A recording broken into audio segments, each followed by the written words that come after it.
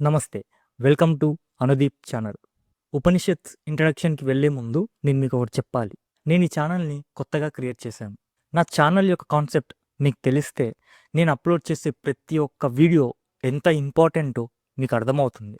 బేసిక్‌గా మనకి త్రిపుటి అని ఒక పదం ఉంటది. త్రిపుటి అంటే 3 అని. ఏ 3? ఒకటి మనం, రెండవది ఈ కనిపించే సమస్త ప్రపంచం, మూడవది మనం కేవలం ఈ ప్రపంచాన్ని చూడం. మనం ఈ ప్రపంచాన్ని అనుభవిస్తూ ఉంటాం. అంటే ఉదయం లేచినప్పటి నుంచి రాత్రి పడుకునేంత వరకు మనం కర్మలు చేస్తాం, సుఖదుఖాలు అనుభవిస్తూ ఉంటాం, డబ్బు సంపాదిస్తాం, తినటం, పడుకోవటం అన్నీ చేస్తాం.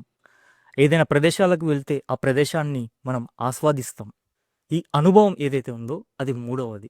ఇప్పుడు ఈ త్రిపుటి ఏదైతే ఉందో అంటే ఒకటి మనం, కనిపించే ఈ సమస్త ప్రపంచం, మూడవది ఆ అనుభవం. ఈ 3 ఏదైతే ఉన్నాయో దీనిని మనం ఏకం చేయాలి. ఏకం చేయడం అంటే దాని ఉద్దేశం ఏకదృష్టితో చూడాలి అని.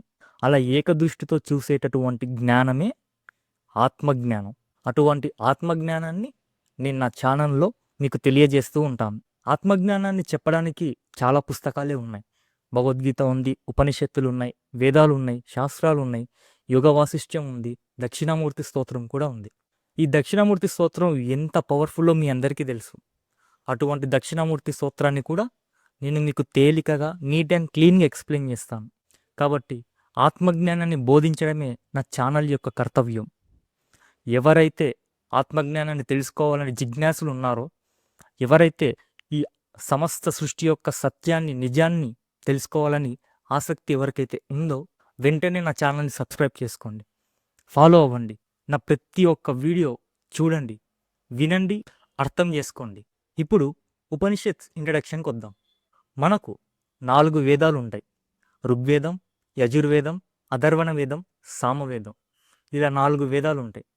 ఈ 4 వేదాల్లో 1100 శాఖలు ఉంటాయి. ఒక్కో శాఖకి 3 కాండాలు ఉంటాయి. ఆ 3 కాండలే కర్మకాండ, ఉపాసనకాండ, జ్ఞానకాండ. ఈ జ్ఞానకాండ అనేది చివరన వచ్చింది. గమనించండి. అంటే చివరన వచ్చింది కాబట్టి దానిని వేదాంతం అని అంటారు. అలా 1100 జ్ఞానకాండాలు ఉన్నాయి కాబట్టి 1100 వేదాంతాలు. ఆ వేదాంతాలే ఉపనిషత్తులు. అలా మనకు 1100 ఉపనిషత్తులు ఉన్నాయి. కానీ ఈ కాలక్రమేణా ఆ 1100 ఉపనిషత్తులు అంతరించిపోయాయి. 108 మాత్రమే ఉన్నాయి. ఆ 108 కూడా లేవు. మన కేవలం దశ ఉపనిషత్తులు 10 మాత్రమే ఉన్నాయి. ప్రచారంలో ఉన్నాయి. ఆ 10 ఉపనిషత్తులే ఇవి. ఈ 10 ఉపనిషత్తులు ఏవైతే ఉన్నాయో అది నేను నా ఛానల్‌లో అప్‌లోడ్ చేస్తూ ఉంటాను. మీకు నీట్ అండ్ క్లీన్‌గా ఎక్స్‌ప్లెయిన్ చేస్తాను. సరే, ఇప్పుడు ఉపనిషత్తు అంటే ఏంటి? సరే, ఉపనిషత్తులు ఎక్కడి నుంచి వచ్చాయో మనం తెలుసుకున్నాం. వేదాల్లో చివరి భాగం జ్ఞానకాండమే ఉపనిషత్తు. మనకు బయట ప్రపంచంలో పశువులు, జంతువులు కనిపిస్తూ ఉంటాయి. అవి ఏం చేస్తాయి? తినటం, పడుకోవటం, అటు ఇటు తిరగడం, కోపం వస్తే ఒకరిని కరవడం, అంతే. వాటికి విచక్షణ జ్ఞానం అనేది లేదు. మరి మన సామాన్య మానవుడు, మనకి విచక్షణ జ్ఞానం ఉంది. మనం ఉచిత, అనుచిత నిర్ణయాలు తీసుకునేటటువంటి బుద్ధి మనకుంది. అయితే ఈ పశువులు ఏదైతే ఉన్నాయో వాటికి ఆత్మజ్ఞానం అనేది లేదు. మనలాంటి మానవులకు కూడా ఈ ఆత్మజ్ఞానం అనేది లేదు. మరి ఈ ఆత్మజ్ఞానం ఏమైపోయింది? ఎటుపోయింది ఆత్మజ్ఞానం? త్రిపుటి ఏదైతే ఉందో దానిని సమానంగా ఏకదృష్టితో చూడడమే ఆత్మజ్ఞానం అని చెప్పాను. ఇప్పుడు ఆ ఆత్మజ్ఞానం ఏమైపోయింది? మరుగున పడిపోయింది. ఎక్కడో దాగిపోయింది. రహస్యంగా ఎక్కడో దాగిపోయింది. ఉపా అంటే శిష్యుడు గురువు దగ్గర. వాళ్ళు ఏం చేస్తున్నారు? మాట్లాడుకుంటున్నారు. ఈ రహస్యంగా దాగిపోయిన ఆత్మస్వరూపం గురించి మాట్లాడుకుంటున్నారు.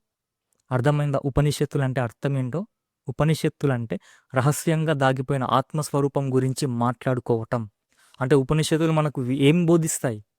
ఆత్మజ్ఞానాన్ని, అద్వైతాన్ని బోధిస్తాయి. అటువంటి ఉపనిషత్తులు మనకు ఎంత ఇంపార్టెంటో అర్థం చేసుకోండి. ఈ దశ ఉపనిషత్తుల్లో మనకు మొదటిది ఈశావాస్య ఉపనిషత్. ఇది చాలా ఇంపార్టెంట్. ఈశావాస్య ఉపనిషత్ అనేది చాలా ఇంపార్టెంట్. ఈ ఈశావాస్య ఉపనిషత్తే నా మొదటి సిరీస్. మీకు కంప్లీట్గా, నీట్గా ఎక్స్ప్లెయిన్ చేస్తాను. మీరు కేవలం సబ్స్క్రైబ్ చేసుకొని ఆ ఈశావాస్య ఉపనిషత్తుని వినండి, అర్థం చేసుకోండి. మీకు సమస్తము అర్థమైపోతుంది. ఉపనిషత్ ఇంట్రడక్షన్ తెలుసుకున్నాం. ఇప్పుడు ఈశావాస్య ఉపనిషత్ అంటే ఏంటో తెలుసుకుందాం. ఇందులో మనకి 18 మంత్రాలు ఉంటాయి.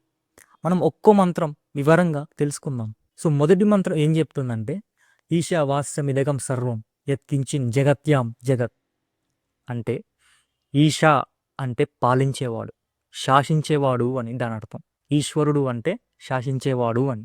ఆ ఈశ్వరుడు అండపిండ బ్రహ్మాండాలు మొత్తం వ్యాపించి ఉన్నాడు అని. కేవలం ఈ భూలోకం మాత్రమే కాదు, సమస్త బ్రహ్మాండాలు ఆయన వ్యాపించి ఉన్నాడు. జగత్యాం అంటే కేవలం ఈ ప్రకృతి మాత్రమే కాదు, సమస్త బ్రహ్మాండాలు కూడా ఆయన వ్యాపించి ఉన్నాడు అని అర్థం. కానీ మన అనుభవం అలా ఉందా? లేదు. మన అనుభవం ఎలా ఉంది? ప్రపంచంగానే చూస్తున్నాం, మనం జగత్తుగానే చూస్తున్నాం. సముద్రాలు, కొండలు, మనుషులు, జంతువులు ఇలానే చూస్తున్నాం. ఈశ్వరునిగా మనం చూడట్లేదు. సుఖదుఖాలు అనుభవిస్తున్నాం, కర్మలు చేస్తున్నాం. ఇవన్నీ ఉన్నప్పుడు మనం ఆ ఈశ్వర స్వరూపాన్ని చూడట్లేదు. మనం ఈ ప్రపంచంగా మాత్రమే చూస్తున్నాం. మరి అంతటా ఈశ్వర స్వరూపమే అని ఎలా చెప్తున్నావు? ఎలా నమ్మాలి?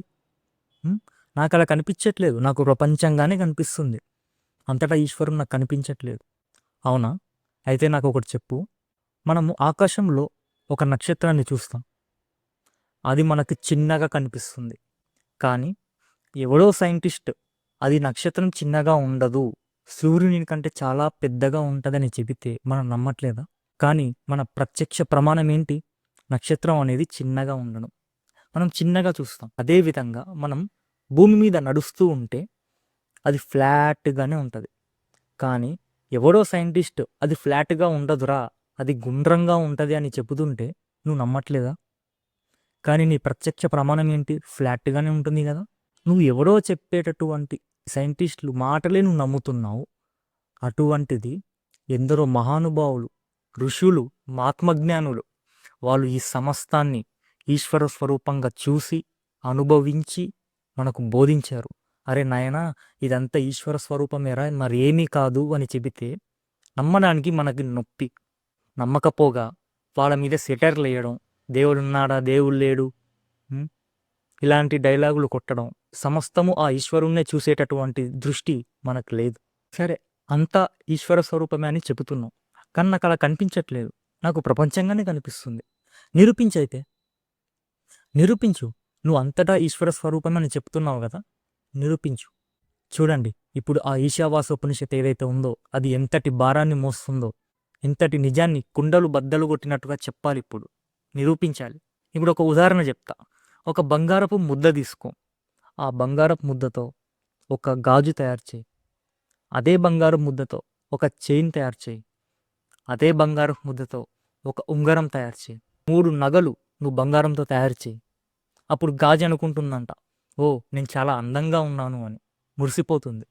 అప్పుడు చైన్ అంటుందంట, ఓ గాజు నువ్వేంటి అలా ఉన్నావు, నేను చూడు ఇంకా నీకంటే పొడువుగా ఉన్నాను, చాలా అందంగా కూడా ఉన్నానని చైన్ మురిసిపోతుంది.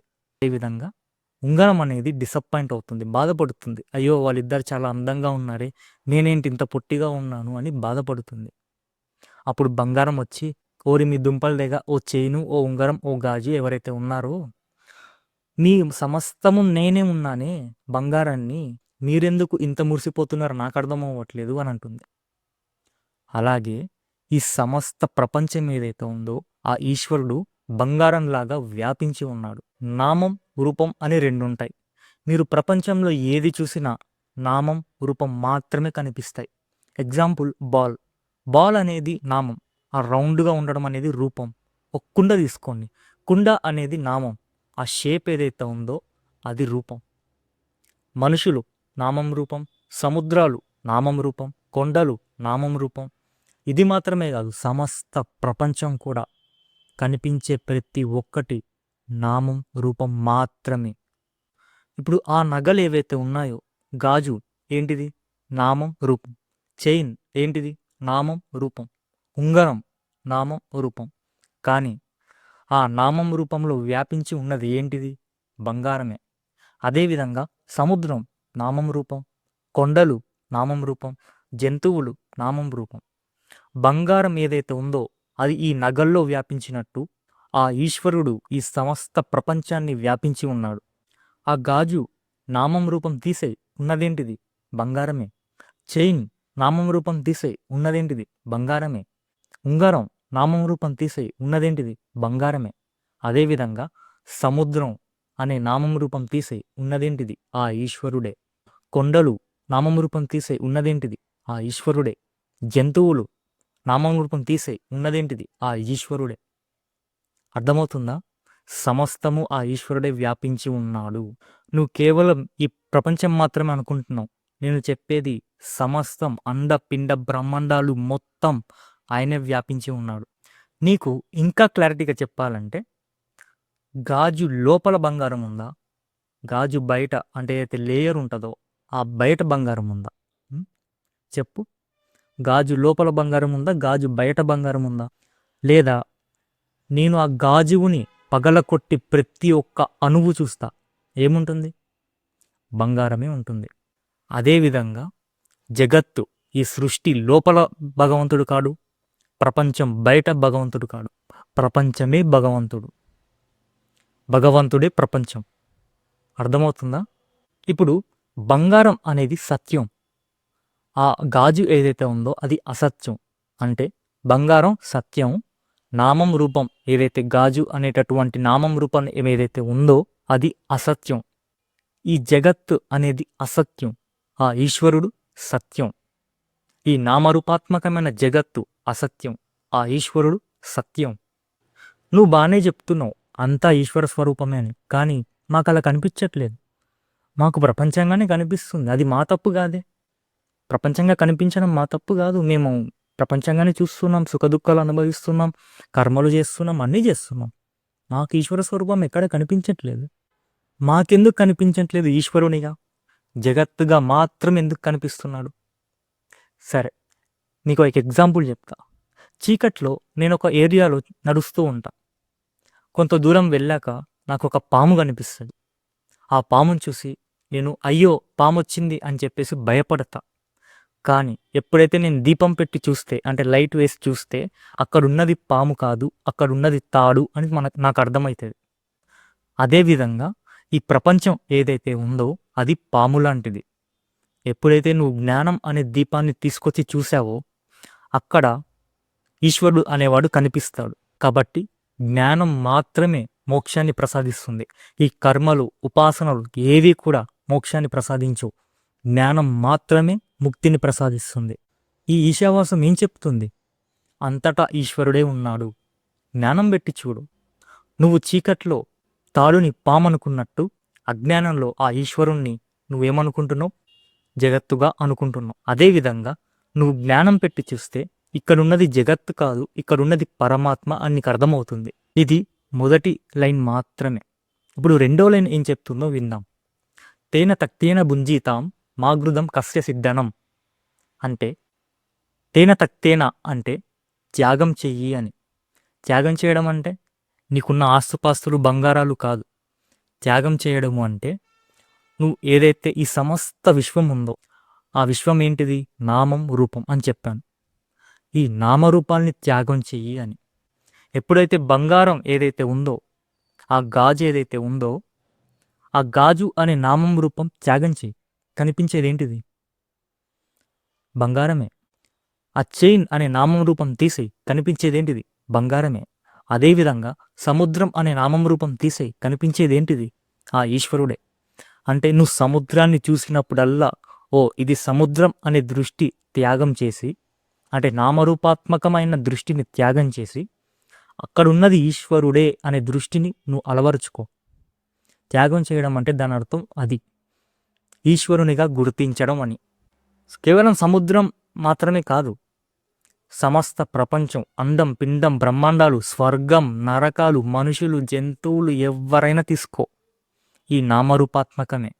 ఈ నామరూపాత్మకమైన దృష్టిని త్యాగం చేసి అక్కడున్నది ఈశ్వరుడే అనే దృష్టిని అలబరుచుకో. అలా నువ్వు ఎప్పుడైతే సమస్తాన్ని ఈశ్వర స్వరూపంగా చూస్తూ చూస్తూ ఉన్నావో అప్పుడు నీకు ఆత్మజ్ఞానం అనేది సిద్ధిస్తుంది. అంతెందుకు, మనం రీసెంట్గా మహావతార్ నరసింహ చూసాం. అందులో ప్రహ్లాదుడు ఏం చేశాడు? సమస్త ప్రపంచాన్ని విష్ణువుగా చూశాడు.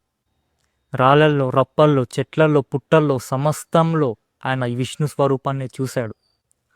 అతన్ని శిక్షించేటటువంటి కత్తుల్లో, ఆయుధాల్లో ఆయన ఈశ్వర స్వరూపాన్ని చూశాడు. చివరికి తన తండ్రిలో కూడా ఆయన విశ్వస్వరూపాన్ని చూశాడు. ఆయన్నే నిరూపించాడు కదా అంతటా ఈశ్వర స్వరూపమే అని. కానీ మనమేం చేస్తున్నాం? సుఖం, దుఃఖం, కర్మలని, డబ్బు సంపాదించడమని, కామం, క్రోధం, లోభం, కోపాలు, పగలు. ఏమైపోతుంది ప్రపంచం? ఎటుపోతున్నారు మనుషుడు అసలు? అవి చెయ్యొద్దు అని కాదు, డబ్బు సంపాదించాలి, చదువుకోవాలి, అది ఓకే. బట్ అది ఎప్పుడు ఫస్ట్ కాదు. మనిషిగా నువ్వు పుట్టినందుకు ఆత్మజ్ఞానం తెలుసుకోవడమే నీ మొదటి కర్తవ్యం. అది వదిలేసి నువ్వు ఫస్ట్ వాటి మీద ఎందుకు పడుతున్నావు? అవి సెకండరీ. మొదటిగా నువ్వు నిజ స్వరూపాన్ని ఎందుకు తెలుసుకో. సరే, నువ్వు ఈ సమస్త జగత్తుని నామం రూపం అనేటటువంటి దృష్టిని తీసేసి కేవలం ఆ ఈశ్వరుడు అనే దృష్టిని అలపరుచుకో అంటున్నావు. బాగుంది. కానీ 199 మంది అలాంటి దృష్టితో, అలాంటి జ్ఞానంతో ఉండలేరు. ఎవడో ఒక్కడు నేను చెప్పినటువంటి ఈ ఆత్మజ్ఞానం ఏదైతే ఉందో వాడు దాన్ని ఒక్కసారిగా పట్టుకొని సాధన చేయగలడు. కానీ ఈ మిగతా 99 మంది ఎవరైతే ఉన్నారో అలా ఉండలేరు. సమస్తాన్ని ఈశ్వరునిగా చూడలేరు. సాధ్యం కాదు. మరి ఆ 99 మంది పరిస్థితి ఏంటి? ఓ ఈశావాస్యమా, నువ్వు అంతటా ఈశ్వరునే చూడని చెప్తున్నావు, బాగానే ఉంది. కానీ మేము అలా చూడలేం, మాకు అలా చేత కాదు. మరి మేమేం చేయాలి? ఏదైనా ఉపాయం చెప్పు. ఏదైనా ఉపాయం చెప్తే మేము దాన్ని ఆచరణలో పెట్టి మెల్లమెల్లగా మేము మా జన్మని మేము సార్థకం చేసుకుంటాం. ఆ ఉపాయంలోకి వెళ్ళే ముందు ఫస్ట్ నేను మీకు ఒకటి కర్మ సిద్ధాంతం గురించి చెప్పాలి. బేసిక్గా మనకు తెలిసిన కర్మ సిద్ధాంతం ఏంటి? పుణ్యం చేస్తే సుఖాన్ని అనుభవిస్తాం, పాపం చేస్తే దుఃఖాన్ని అనుభవిస్తాం. అవునా? ఇది నిజమే, ఇది వాస్తవమే. కానీ మనం ఇంకొంచెం లోతుకెళ్దాం, ఇంకొంచెం డీప్గా అన్వేషిద్దాం. ఈ సమస్త సృష్టిలో జంతువులు, మనుషులు, దేవతలు, ఈ ముగ్గురు ఉంటారు. 3 రకాలు ఉంటాయి. గమనించండి, జంతువులు కేవలం దుఃఖాన్ని మాత్రమే అనుభవిస్తాయి. అవును, అది సుఖంగా అనుభవించేది చాలా తక్కువ. ఎందుకంటే ఎప్పుడు ఎవడొచ్చి చంపేస్తాడో తెలీదు, ఏ మృగం వచ్చి తింటదో తెలీదు. బతికినంత కాలం అవి దుఃఖంగా, భయంతోనే బతుకుతూ ఉంటాయి జంతువులు. అదేవిధంగా దేవతలు ఎప్పుడు సుఖాన్ని అనుభవిస్తూ మాత్రమే ఉంటారు. కానీ మనుషులు మాత్రమే సుఖాన్ని, దుఃఖాన్ని రెండూ అనుభవిస్తారు.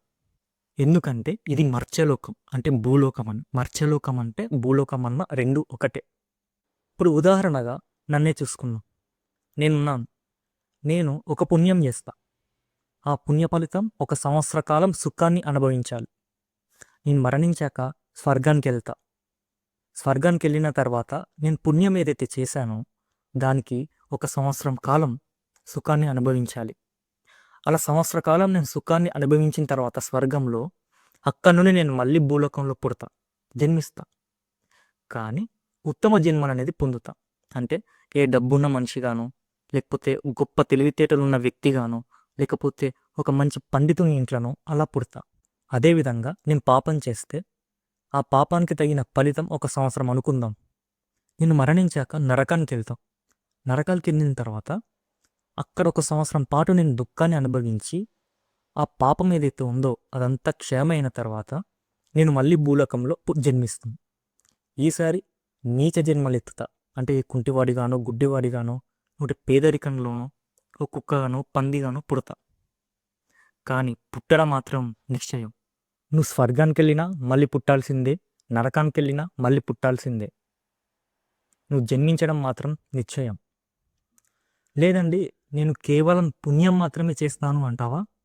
అయితే నాకు ఒకటి చెప్పండి, ఈ కనిపించే ఈ ప్రపంచంలో జంతువులు అనేవి ఉన్నాయి, అవునా? ఆ జంతువులకి నిర్ణయించుకునేటటువంటి శక్తి కానీ ఉండదు, ఆలోచన శక్తి అనేది ఉండదు. ఉచిత అనుచిత అనే నిర్ణయాలు తీసుకునేటటువంటి బుద్ధి వాటికి లేదు. పలానా ఏరియాలో రామాయణ ప్రవచనం జరుగుతుంది, ఆ కుక్క వెళ్ళి నేను రామాయణం వింటా అని వెళ్తుందా? నేను పలానా వ్యక్తికి దానం చేస్తా అని అనుకుంటుందా? లేదు. అదేవిధంగా నేను పలానా గుడికి వెళ్ళి పూజ చేస్తా ఈశ్వరునికి అని అనుకుంటుందా? లేదు. వాటికి కర్మాధికారం అనేది లేదు. జంతువులు ఎన్నడూ కర్మలు చేయవు, వాటికి కర్మాధికారం లేదు. అవి కేవలం తాము చేసుకున్న కర్మ ఫలితాన్ని అనుభవించడం కోసమే జన్మించాయి పలానా రూపంలో. ఆ కాలం తీరిపోయాక అవి మళ్ళీ ఇంకో శరీరాన్ని ధరిస్తాయి. అదేవిధంగా ఏదైతే దేవతలు అని చెప్పామో ఆ దేవతలకు కూడా కర్మాధికారం లేదు. వాళ్ళు కేవలం సుఖాన్ని మాత్రమే అనుభవిస్తూ ఉంటారు స్వర్గంలో. వాళ్ళకి కర్మాధికారం అనేది లేదు. ఓ ఇంద్రుడు వచ్చి నేను యజ్ఞం చేస్తా అంటే ఎలా ఉంటుంది? చేయలేడు. వాళ్ళకి కర్మాధికారం లేదు. యజ్ఞం చేయాల్సింది మానవుడు మాత్రమే. ఆ యజ్ఞ ఫలితం ద్వారా వాళ్ళకి ఆహారం అనేది చేరుతుంది. సో దేవతలకు కూడా కర్మాధికారం లేదు. 100 యజ్ఞములు చేస్తే ఇంద్ర పదవిని పొందొచ్చు అని ఉంటుంది. ఇప్పుడు నేను 100 యజ్ఞములు చేసి ఆ ఫలితాన్ని పొందుతా, నేను ఇంద్ర పదవిని పొందుతా, బాగానే ఉంది. కానీ ఆ ఇంద్ర పదవి ఎప్పుడైతే పొందుతానో అప్పటి నుంచి నేను చేసుకున్న ఈ 100 యజ్ఞముల పుణ్య ఫలితం ఏదైతే ఉంటుందో అది క్షయమవుతూ వస్తూ ఉంటుంది, తగ్గుతూ వస్తూ ఉంటుంది. అలా ఎప్పుడైతే నా పుణ్యం మొత్తం తగ్గిపోయిందో నేను ఆ ఇంద్ర పదవిని వదిలేసి మళ్ళీ భూలోకంలో జన్మించాల్సిందే. ఆలోచించండి. ఇప్పుడు ప్రజెంట్ ఉన్న ఇంద్రుడు, సూర్యుడు, చంద్రుడు, ఏ సమస్త నవగ్రహాలు, సమస్త దేవతలు ఎవరైతే ఉన్నారో వాళ్ళు ఆ పుణ్య ఫలితం అయిపోయాక మళ్ళీ భూలోకంలో జన్మించాల్సిందే. వాళ్ళకి కర్మాధికారం అనేది లేదు. కానీ వాళ్ళకి ఆత్మవిచారణ చేసుకునేటటువంటి అవకాశం ఉంది. కాబట్టి మనుషుడు మాత్రమే కర్మలు చేసే అధికారం కలవాడు. చూడండి, ఏ జంతువు కానీ కర్మాధికారం లేదు, దేవతలకు కర్మాధికారం లేదు, మనిషికి మాత్రమే కర్మాధికారం ఉంది. ఇంతటి మనిషి యొక్క శరీరాన్ని మనం ధరించాం, పొందాం. మనం ఎంతటి అదృష్టవంతులమో ఆలోచించండి. కానీ మనం ఏం చేస్తున్నాం? కాలక్షేపం చేస్తున్నాం. ఆలోచించండి మీరే. నీచ జన్మాలు ఎత్తాలన్న మన చేతుల్లోనే ఉంది, ఉత్తమ జన్మాలు ఎత్తాలన్న మన చేతుల్లోనే ఉంది. నార్మల్గా బయట వ్యవహారికంగా ఒక మాట అంటూ ఉంటారు, అరే ఏదైనా నీ చేతుల్లోనే ఉంది, సాధించు, సంపాదించు అని. ఒక సక్సెస్ఫుల్ పర్సన్ అవ్వాలి అంటే నీ చేతుల్లోనే ఉందిరా, నువ్వే చేయగలుగుతావు అని అంటారు. డబ్బు సంపాదించాలన్నా నీ చేతుల్లోనే ఉందిరా, చెయ్యి అని అంటారు. అంటే ఎంతవరకు? ఈ లౌకిక వ్యవహారాల వరకేనా? అంత స్థాయేనా మనది? డబ్బు సంపాదించడం, సక్సెస్ఫుల్ పర్సన్ అవ్వడం, నీ చేతుల్లోనే ఉంది అనే ఆ పదం ఆ లౌకిక వరకేనా? కాదు కదా. నీ చేతుల్లో ఉన్నది ఏంటి? నువ్వు ఒక కుక్కగా జన్మించాలన్నా, నీచ స్థితి జన్మలు ఎత్తాలన్నా నీ చేతుల్లోనే ఉంది. అదేవిధంగా ఉత్తమ జన్మలు ఎత్తాలన్నా, దేవత పదవులకు వెళ్ళాలన్నా అది నీ చేతుల్లోనే ఉంది. కాబట్టి మనిషి అనేటోడు కర్మాధికారం గలవాడు. కర్మలు కేవలం మనిషి మాత్రమే చేయగలడు. కేవలం నీచ జన్మలు, ఉత్తమ జన్మలు మాత్రమే కాదు, మనిషిగా జన్మించినందుకు నువ్వు ఆత్మజ్ఞానాన్ని కూడా పొందొచ్చు. ఆలోచించు. జంతువులు ఆత్మజ్ఞానాన్ని పొందలేవు, వాటికి బుద్ధి లేదు. దేవతలు ఆత్మజ్ఞానాన్ని పొందలేరు, వాళ్ళకి కర్మాధికారం లేదు. వాళ్ళు చేసుకున్న ఆ పుణ్యం ఏదైతే ఉందో అదంతా అయిపోయాక వాళ్ళు మళ్ళీ భూలోకంకి రావాల్సిందే. పుట్టి ఆ భూలోకంలో వాళ్ళు ఉత్తమ జన్మలు అనేది ఎత్తుతారు. అలా ఉత్తమ జన్మలు ఎత్తినందుకు వాళ్ళు ఏమవుతారు? ఆత్మవిచారణ చేసుకునేటటువంటి శక్తి, సామర్థ్యం వాళ్ళకు ఉంటుంది. వాళ్ళకు ఒక్కసారి ఆత్మజ్ఞానం బోధిస్తే ఇలా పట్టుకోగలరు. అలా వాళ్ళు ఈశ్వర జ్ఞానాన్ని అనుసరించి మోక్షాన్ని, ముక్తిని చేరుకుంటారు. రామ, శివ అనే నామాలకి మోక్షాన్ని కూడా ప్రసాదించేటటువంటి శక్తి ఉంటుంది. ఓ కుక్కను తీసుకొచ్చి నువ్వు రామ అనిపి అనలేదు, అంతే, అయిపోయింది. ఆ జన్మకు అంతే. అది ఇంకా కేవలం భయాన్ని, దుఃఖాన్ని మాత్రమే అనుభవించేటందుకు పుట్టినాయి. నువ్వు రామ అనగలవు, శివ అనగలవు, దానం చేయగలవు, పూజలు చేయగలవు.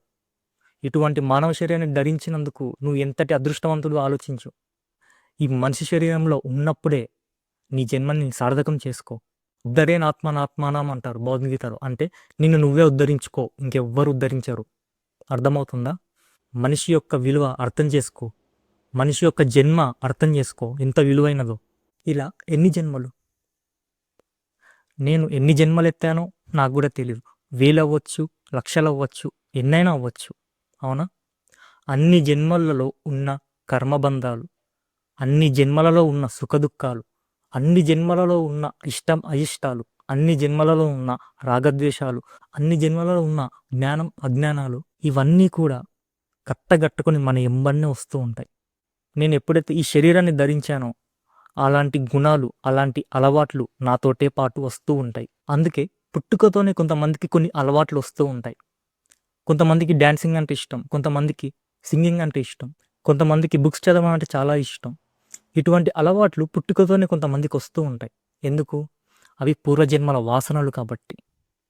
ఆ పూర్వజన్మలు ఏవైతే ఉన్నాయో, అటువంటి అలవాట్లు, అటువంటి వాసనలు ఏవైతే ఉన్నాయో, అవి ముందు ముందు వచ్చే జన్మల్లో కూడా వస్తూ ఉంటాయి. అందుకే కొంతమంది అంటూ ఉంటారు, వీడికి అలవాట్లు ఎక్కడి నుంచి వచ్చాయో అని. ఎక్కడి నుంచో రాలేదు.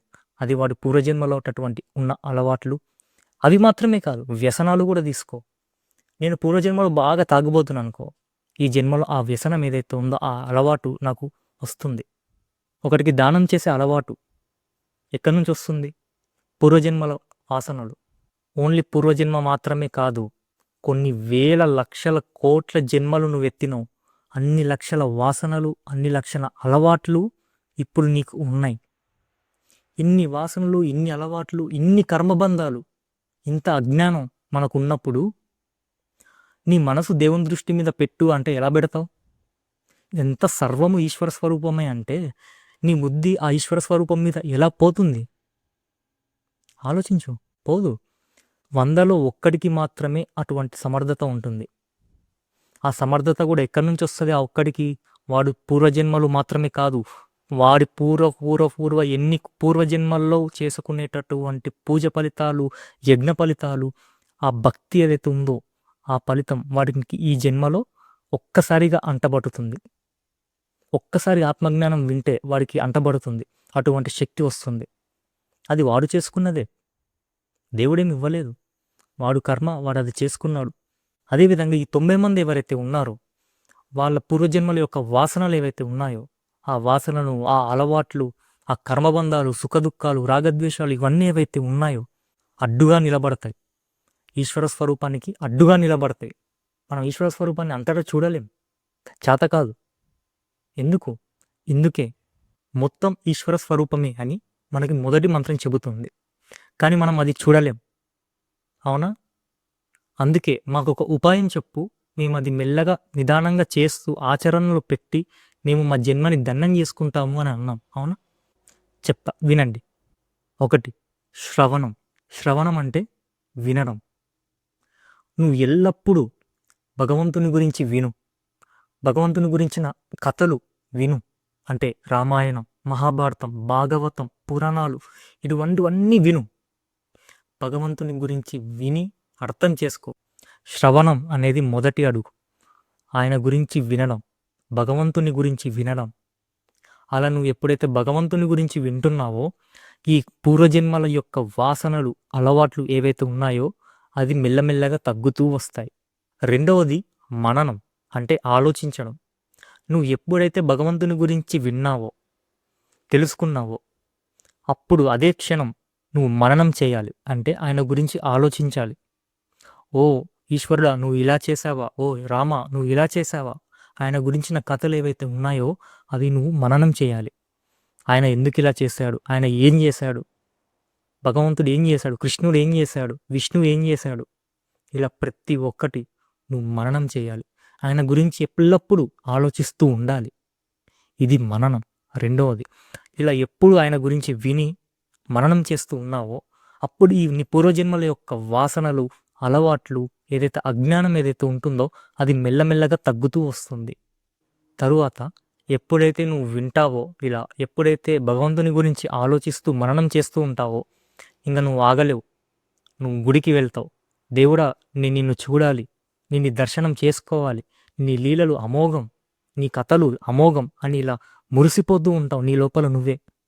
ఆ ఈశ్వరుని చూడకుండా ఒక్క క్షణం కూడా ఉండలేవు నువ్వు. ఆయనకు పూజలు చేయకుండా నువ్వు ఉండలేవు. పూజలు ఎందుకు చేస్తారు? అది పరమ భక్తి. నువ్వు ఎప్పుడైతే ఆయన గురించి విని తెలుసుకున్నావో, నువ్వు ఎప్పుడైతే ఆయన గురించి మననం చేస్తున్నావో నువ్వు పూజలు చేయకుండా ఉండలేవు. ఆటోమేటిక్గా ఈశ్వర ఇదిగో తీసుకో పండు తిను, అది భక్తి. ఇదిగో ఈశ్వర తీసుకో పూలు, అది భక్తి. నేను నీకు సమర్పిస్తున్నాను, తీసుకో, అదొక భక్తి. అది భక్తికి నిదర్శనం. పూజ అంటే భక్తికి నిదర్శనం. చులకన ఎందుకు చూస్తున్నారు పూజలు? వీడేంద్ర ఎప్పుడు పూజలు చేస్తూ ఉంటాడు అని హేళన చేస్తారు కొంతమంది. తప్పు. నువ్వు నిరంతరం భగవంతుని గురించి ఆలోచిస్తూ వింటూ పూజలు చేస్తూ ఉన్నప్పుడు నీ యొక్క వాసనలు, నీ యొక్క అలవాట్లు తగ్గుతూ వస్తూ ఉంటాయి. ఆ నీ యొక్క మనసు ఏదైతే ఉందో అది ఈశ్వరుని మీద చేరుతుంది. నీ బుద్ధి ఏదైతే ఉందో అది ఈశ్వరుని మీద వెళుతుంది. ఆయన గురించిన స్తోత్రాలు కొన్ని ఉంటాయి.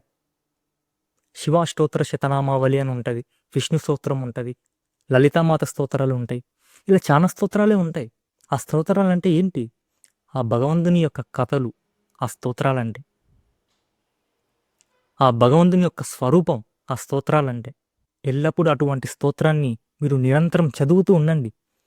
ప్రతి ఒక్క స్తోత్రం యొక్క అర్థాన్ని తెలుసుకోండి. ఆ ఈశ్వరుడు ఏం చేశాడు, ఆ భగవంతుడు ఏం చేశాడు, ఆయన స్వరూపం ఏంటి అనేది ఆ స్తోత్రంలో ఉంటుంది.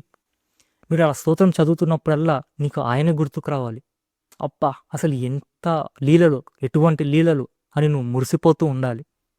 ఈశ్వరుడికి కంఠం దగ్గర నీలరంగు ఉంటుంది. అదేంటిది? ఆలాహలం, విషం. ఆ విషం ఎందుకు మింగాడు మీకు తెలుసు. రాక్షసులకి దేవతలకి అమృతం కోసం క్షీరసాగర మదనం చేస్తున్నప్పుడు మొదటిగా హాలాహలం అనేది వస్తుంది.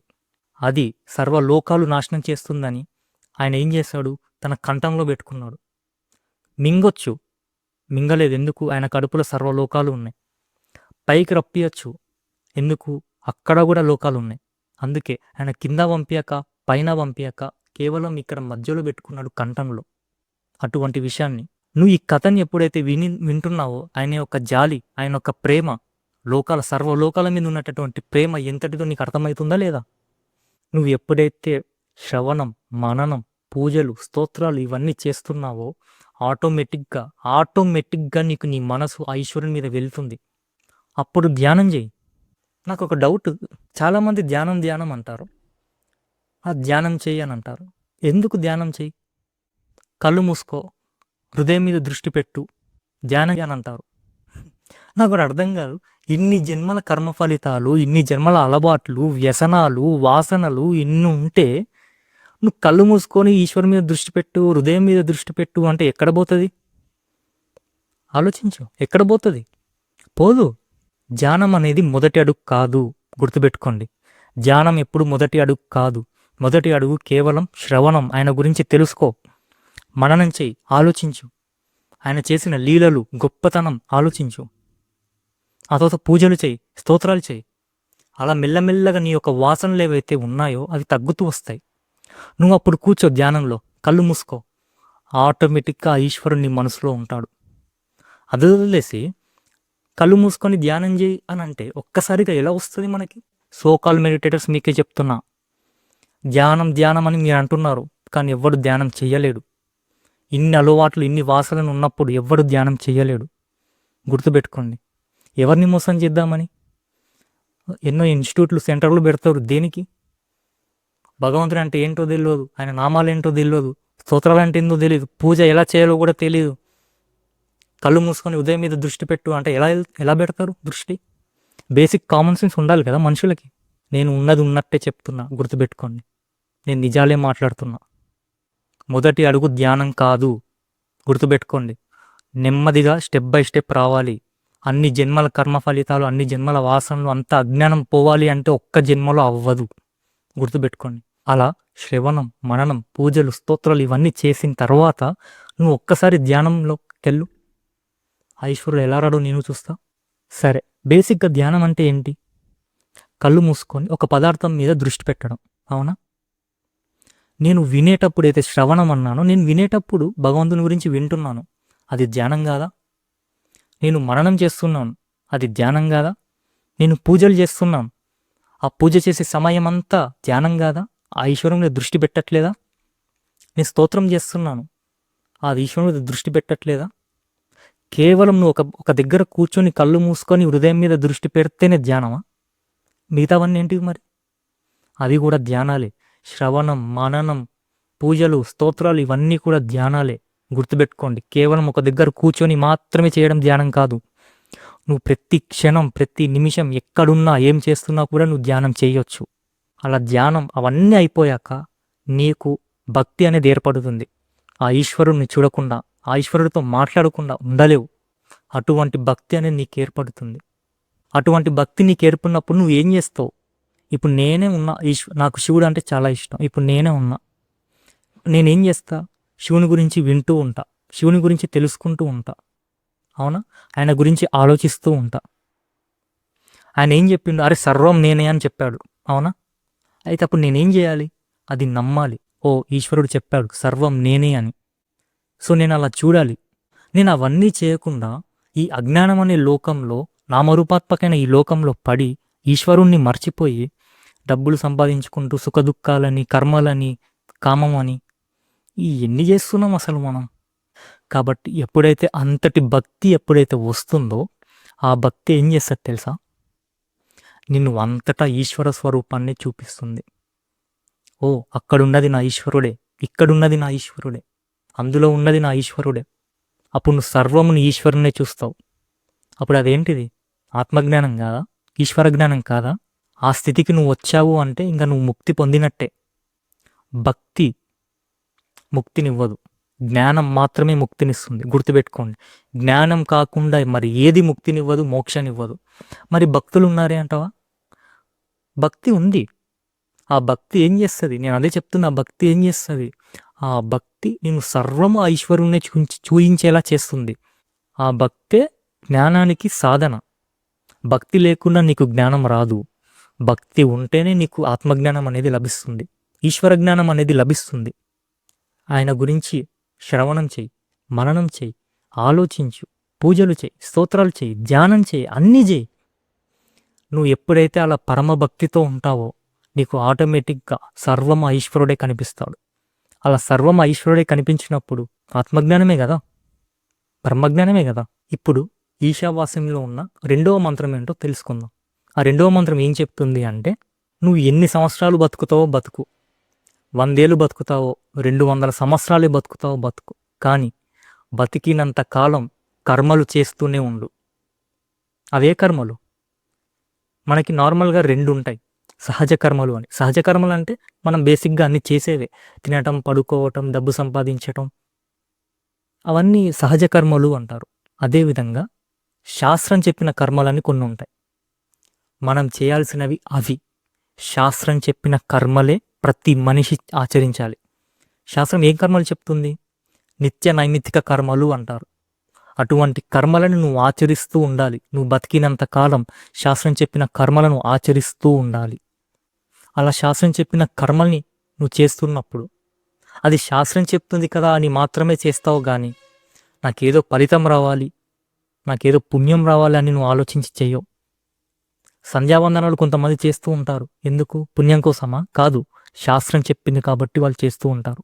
అదేవిధంగా నిత్య నైమిత్తిక కర్మలని కొన్ని ఉంటాయి, అవి శాస్త్రం చెప్తుంది, అటువంటివి మాత్రమే మనిషి అనేవాడు చేయాలి. మనిషి చేయాల్సిందే శాస్త్రం చెప్పిన కర్మలు.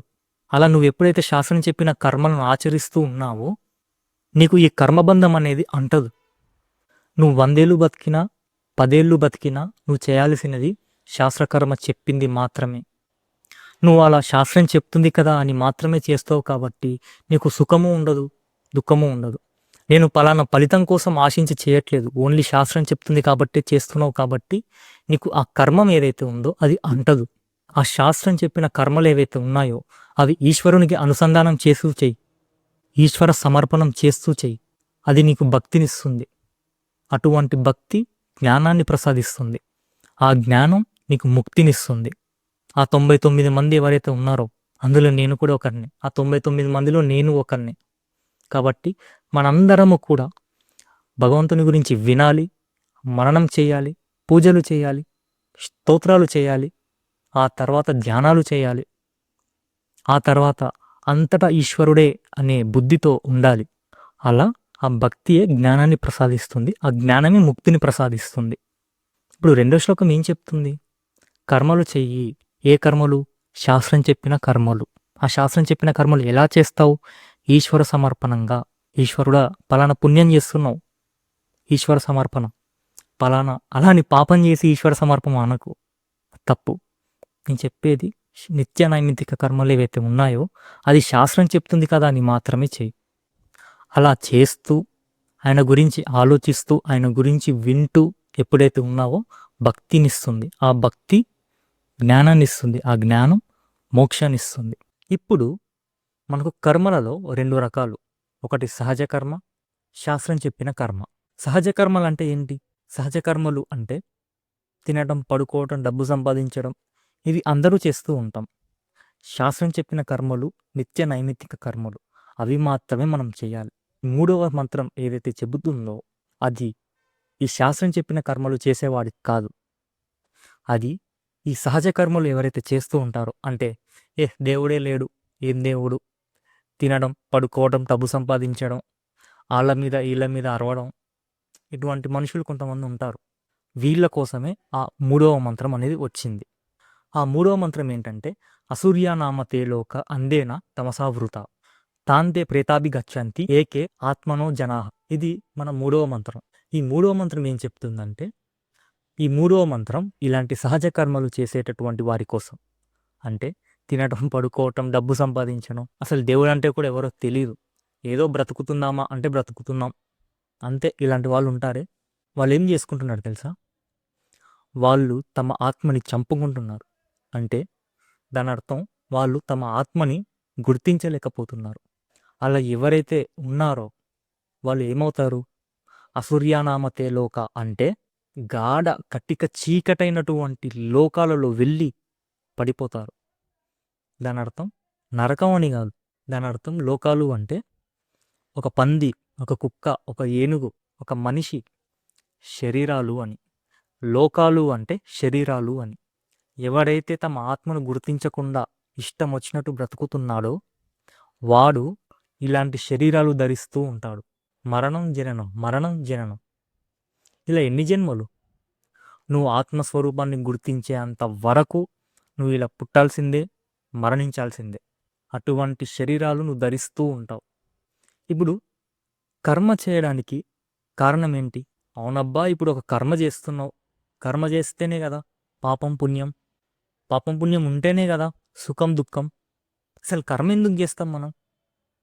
కర్మ దేనికి చేస్తాం అంటే, మీకు ఒక ఉదాహరణ చెప్తా. బంగారం ఉంది, బంగారపు గాజు, అవునా? ఆ బంగారపు గాజు ఏదైతే ఉందో ఆ బంగారం గాజుని కోరుకుంటుందా? బా చెప్పండి. ఇటువంటి లాజిక్లు మన సనాతన ధర్మంలోనే ఉంటాయి. బంగారం ఆ గాజుని కోరుకుంటుందా చెప్పు? లేదు, కోరుకోదు. ఎందుకు? ఆ గాజు నిండా ఆ బంగారమే ఉంది అని తనకు తెలుసు. అదేవిధంగా మనము, ఈ మానవులం ఎవరైతే ఉన్నామో కర్మాధికారం కలవారం. కర్మలు కేవలం మానవుడు మాత్రమే చేయగలుగుతాడు. నేను చెప్పాను మీకు, అవునా? కర్మలు చేయడానికి కారణం ఏంటి? ఎప్పుడైతే నేను సర్వము ఈశ్వర స్వరూపమే అని అన్నప్పుడు అప్పుడు నువ్వేంటి? అప్పుడు నువ్వు కూడా ఈశ్వర స్వరూపానిదే కదా.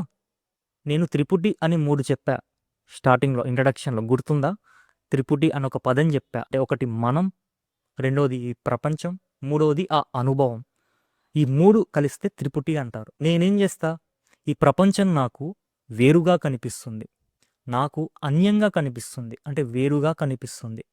నేను ఈ వేరుగా చూసేటటువంటి ఈ ప్రపంచం ఏదైతే ఉందో దానిని పొందాలి అనే కోరిక జన్మిస్తుంది. అంతేనే కదా? నీకు వేరుగా ఉన్నప్పుడే దానిని పొందాలి అనేటటువంటి ఆలోచన, కోరిక జన్మిస్తాయి. అలా కోరిక జన్మించిన తర్వాత నువ్వేం చేస్తావు? కర్మ చేస్తావు. కర్మ చేస్తావు కాబట్టి అది పాపంగాను పుణ్యంగాను మారుతుంది. ఆ పాపం పుణ్యం ఏం చేస్తాయి? సుఖదుఖాలకి కారణమవుతాయి. ఇప్పుడు అర్థమైందా? కర్మ ఎందుకు చేస్తాం? నీకు వేరుగా ఉన్నదాన్ని కోరుకోవాలనేటటువంటి కోరిక నీకు జన్మిస్తుంది.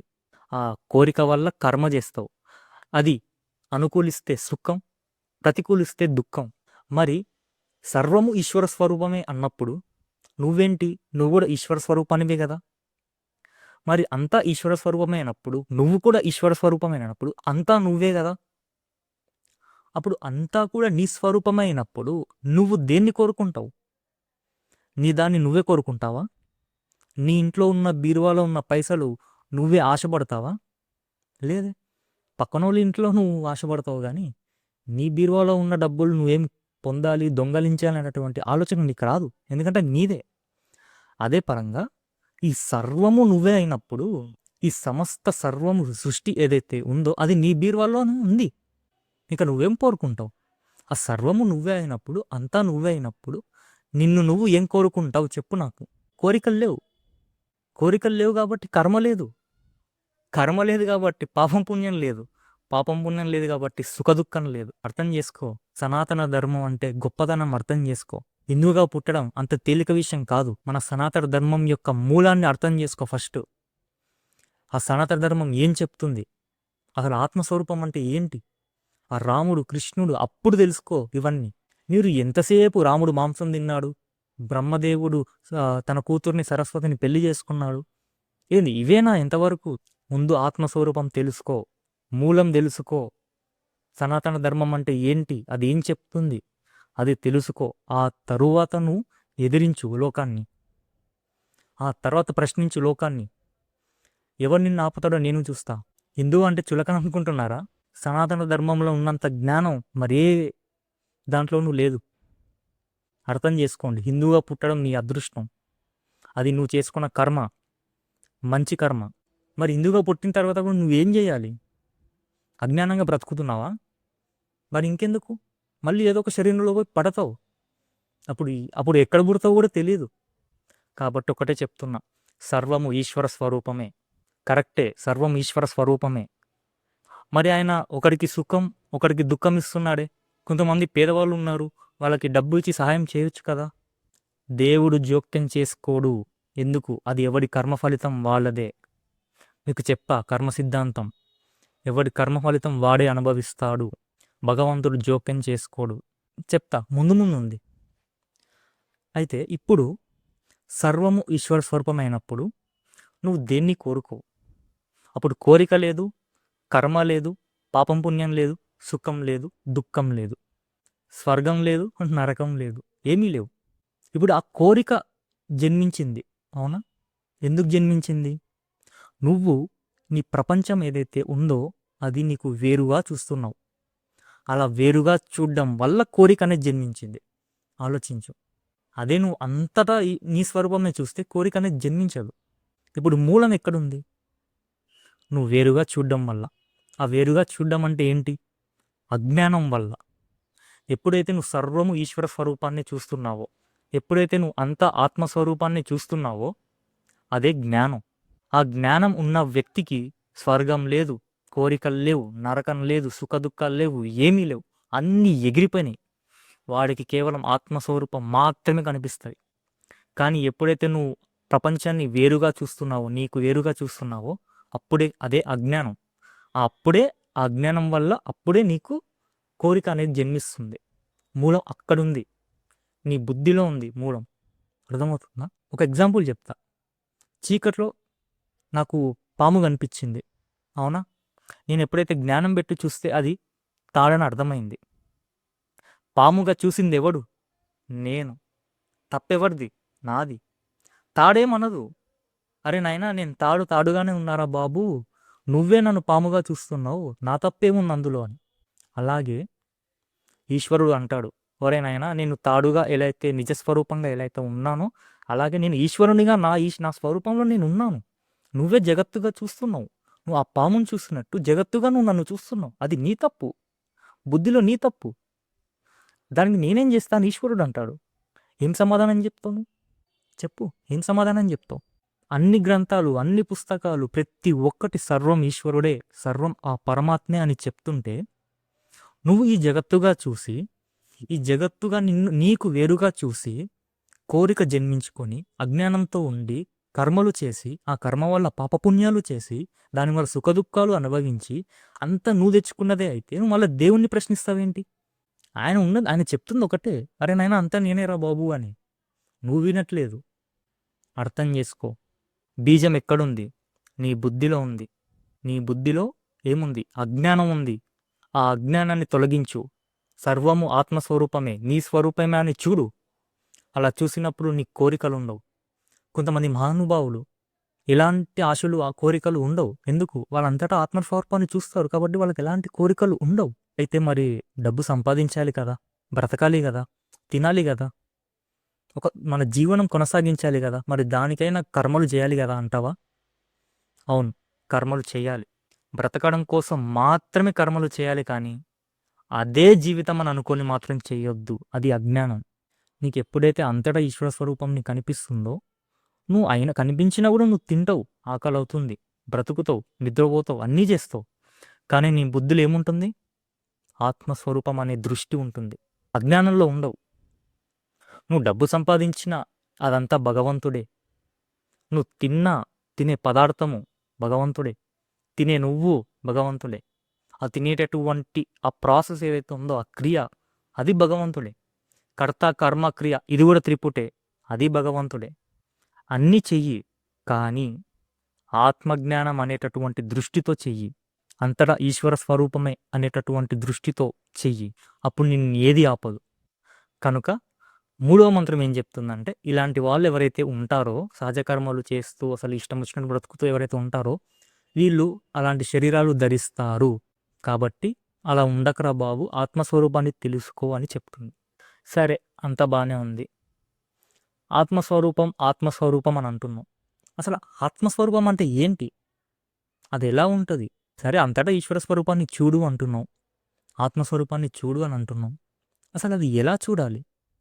అసలు ఆత్మస్వరూపం అంటే ఏంటి? అసలు ఎక్కడుంది? దాని గురించి చెప్పు. ఇప్పుడు నేను మీకు 2 పదాలు చెప్తా. ఒకటి నిరాకారం, రెండవది సర్వవ్యాపకం. నిరాకారం అంటే అర్థం ఏంటి? ఆకారం లేకుండా ఉండడం. ఆకారం అంటే నామం, రూపం. నీకు నామం రూపాల గురించి చెప్పాను. కాబట్టి నామం రూపంతో ఉండడం అనేది ఆకారం అయితే, నామం రూపం లేకుండా ఉండడం నిరాకారం అని దాని అర్థం. సో నిరాకారంగా అనేటటువంటిది ఆత్మస్వరూపం. ఓకే, ఇప్పుడు ఆ నిరాకారంగా ఉన్నటువంటి ఆత్మస్వరూపం ఏమైంది? సర్వవ్యాపకమైంది. అంటే అది అంతటా ఉంది అని. పలానా చోట లేకుండా ఉండడం కాదు, అది అంతటా సర్వవ్యాపకం అయ్యింది అని. సో ఈ 2 పదాలు గుర్తుపెట్టుకోండి. టాపిక్లోకి వస్తే 4వ మంత్రం ఏం చెప్తుందంటే, అనేజదేకం మనసో జవియో అంటే ఆత్మ అనేది కదలకుండా నిశ్చలంగా ఉంటుంది అని. అలా కదలకుండా నిశ్చలంగా ఉన్నటువంటి ఆత్మ ఏదైతే ఉందో అది మనసు కంటే వేగవంతంగా వెళ్తుంది అని. ఇప్పుడు మన మనసే ఉంది, మన జంతువులకు కానీ మన మనుషులకు కానీ మనసు ఉంటుంది. ఆ మనసు ఏం చేస్తుంది? ఎప్పుడు నిరంతరం ఏదో ఒక ఆలోచన. అది స్థిరంగా ఉండదు, అస్థిరంగా ఉంటుంది. మన మనసు చేసే పనే అది. నేను ఒక్కసారి మీకు హిమాలయాస్ అంటే మీ మనసు హిమాలయస్కి వెళ్తుంది. నేను ఒక్కసారి బెంగళూరు అంటే మీ మనసు బెంగళూరు వెళ్తుంది. అవునా? Within a fraction of seconds మీ మనసు బ్రహ్మలోకం అంటే ఆ మనసు బ్రహ్మలోకానికి కూడా వెళ్తుంది. అంతటి వేగవంతమైన ఊహాతీతం మనసు కలది. కానీ ఇప్పుడు ఆత్మ ఏదైతే ఉందో అది కదలకుండా నిశ్చలంగా ఉంటుంది. మరి కదలకుండా నిశ్చలంగా ఉంటుంది అన్నావు కదా, మరి మనసు కంటే వేగంగా ఎలా వెళ్తుంది? నువ్వు 2 మాటలు ఎందుకు మాట్లాడుతున్నావు? కదలకుండా నిశ్చలంగా ఉంటుంది అంటావు, మళ్ళీ మనసు కంటే వేగంగా వెళ్తుంది అంటావు. సరే, మీకు ఒక ఎగ్జాంపుల్ చెప్తా. సముద్రమే ఉంది. సముద్రంలో ఏముంటుంది? జలం ఉంటుంది, నీరు ఉంటుంది. అవునా? ఇప్పుడు ఆ సముద్రం నిశ్చలంగా కదలకుండా ఉంది. ఇప్పుడు ఆ నిశ్చలంగా కదలకుండా ఉన్నటువంటి సముద్రంలో నుంచి ఒక అల బయటికి వచ్చింది. అలలు అంటే తెలుసు కదా, ఆ అల బయటికి వచ్చింది. ఆ అల అంటే ఏంటిది? నామం, రూపం. ఆ నామం, రూపం ఏదైతే ఉందో అది అల. ఆ అల ఎక్కడి నుంచి వచ్చింది? సముద్రంలో నుంచే వచ్చింది. అవునా? ఇప్పుడు ఆ నామం రూపంలో ఉన్నటువంటి అలలో ఏముంది? నీరే ఉంది. అవునా? సముద్రంలో ఏముంది? నీరే ఉంది. మరి అల ఏంటిది? నామం, రూపం. అది ఎక్కడి నుంచి వచ్చింది? సముద్రం నుంచి వచ్చింది. నిశ్చలంగా ఆకారం లేకుండా ఉండడం సముద్రం ఏదైతే ఉందో అది.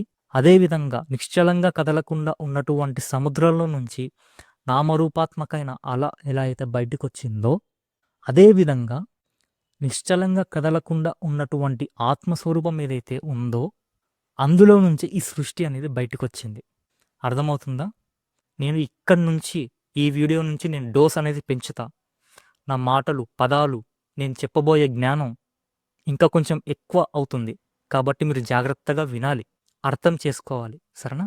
ఈ నిరాకారంగా ఉన్నటువంటి ఆత్మలో ఆకారమైనటువంటి సృష్టి అనేది ఏర్పడింది. ఈ సృష్టి అంతా ఏంది? నామం, రూపం అంటే ఏంటి? ఆకారం. నిరాకారం ఏంటి? ఆత్మస్వరూపం. సముద్రం అంటే ఏంటిది? నిరాకారం. అందులో నుంచే నామరూపాత్మక పైన అలా వచ్చింది.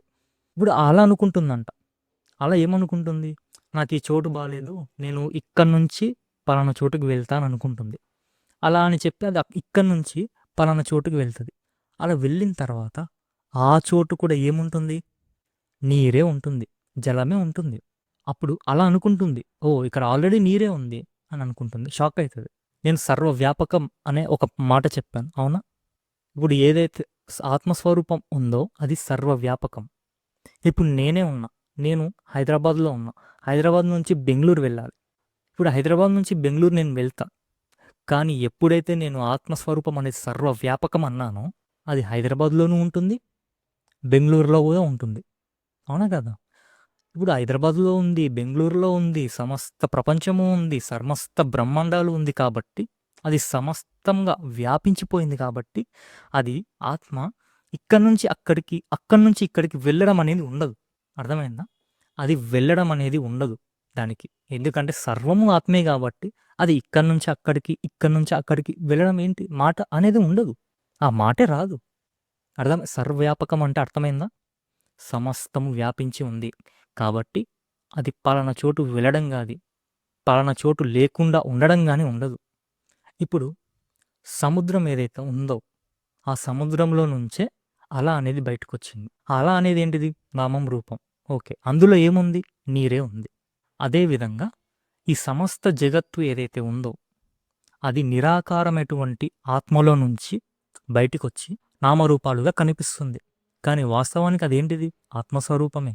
మనస్సు కంటే ఆత్మ వేగవంతం అంటే దాని అర్థం ఏంటి? ఆత్మ అనేది సర్వవ్యాపకం రా బాబు! కాబట్టి దానికి అక్కడ ఇక్కడ వెళ్ళాలని లేదు. అది ఆల్రెడీ అక్కడ ఉంటది. మనసు అనేది ఆత్మని చేరుకోలేదు. గుర్తుపెట్టుకోండి. మన శరీరానికి కన్ను, చెవి, ముక్కు, నాలుక, చర్మం అని 5 ఉంటాయి. అవునా? ఈ 5 ఏం చేస్తాయి?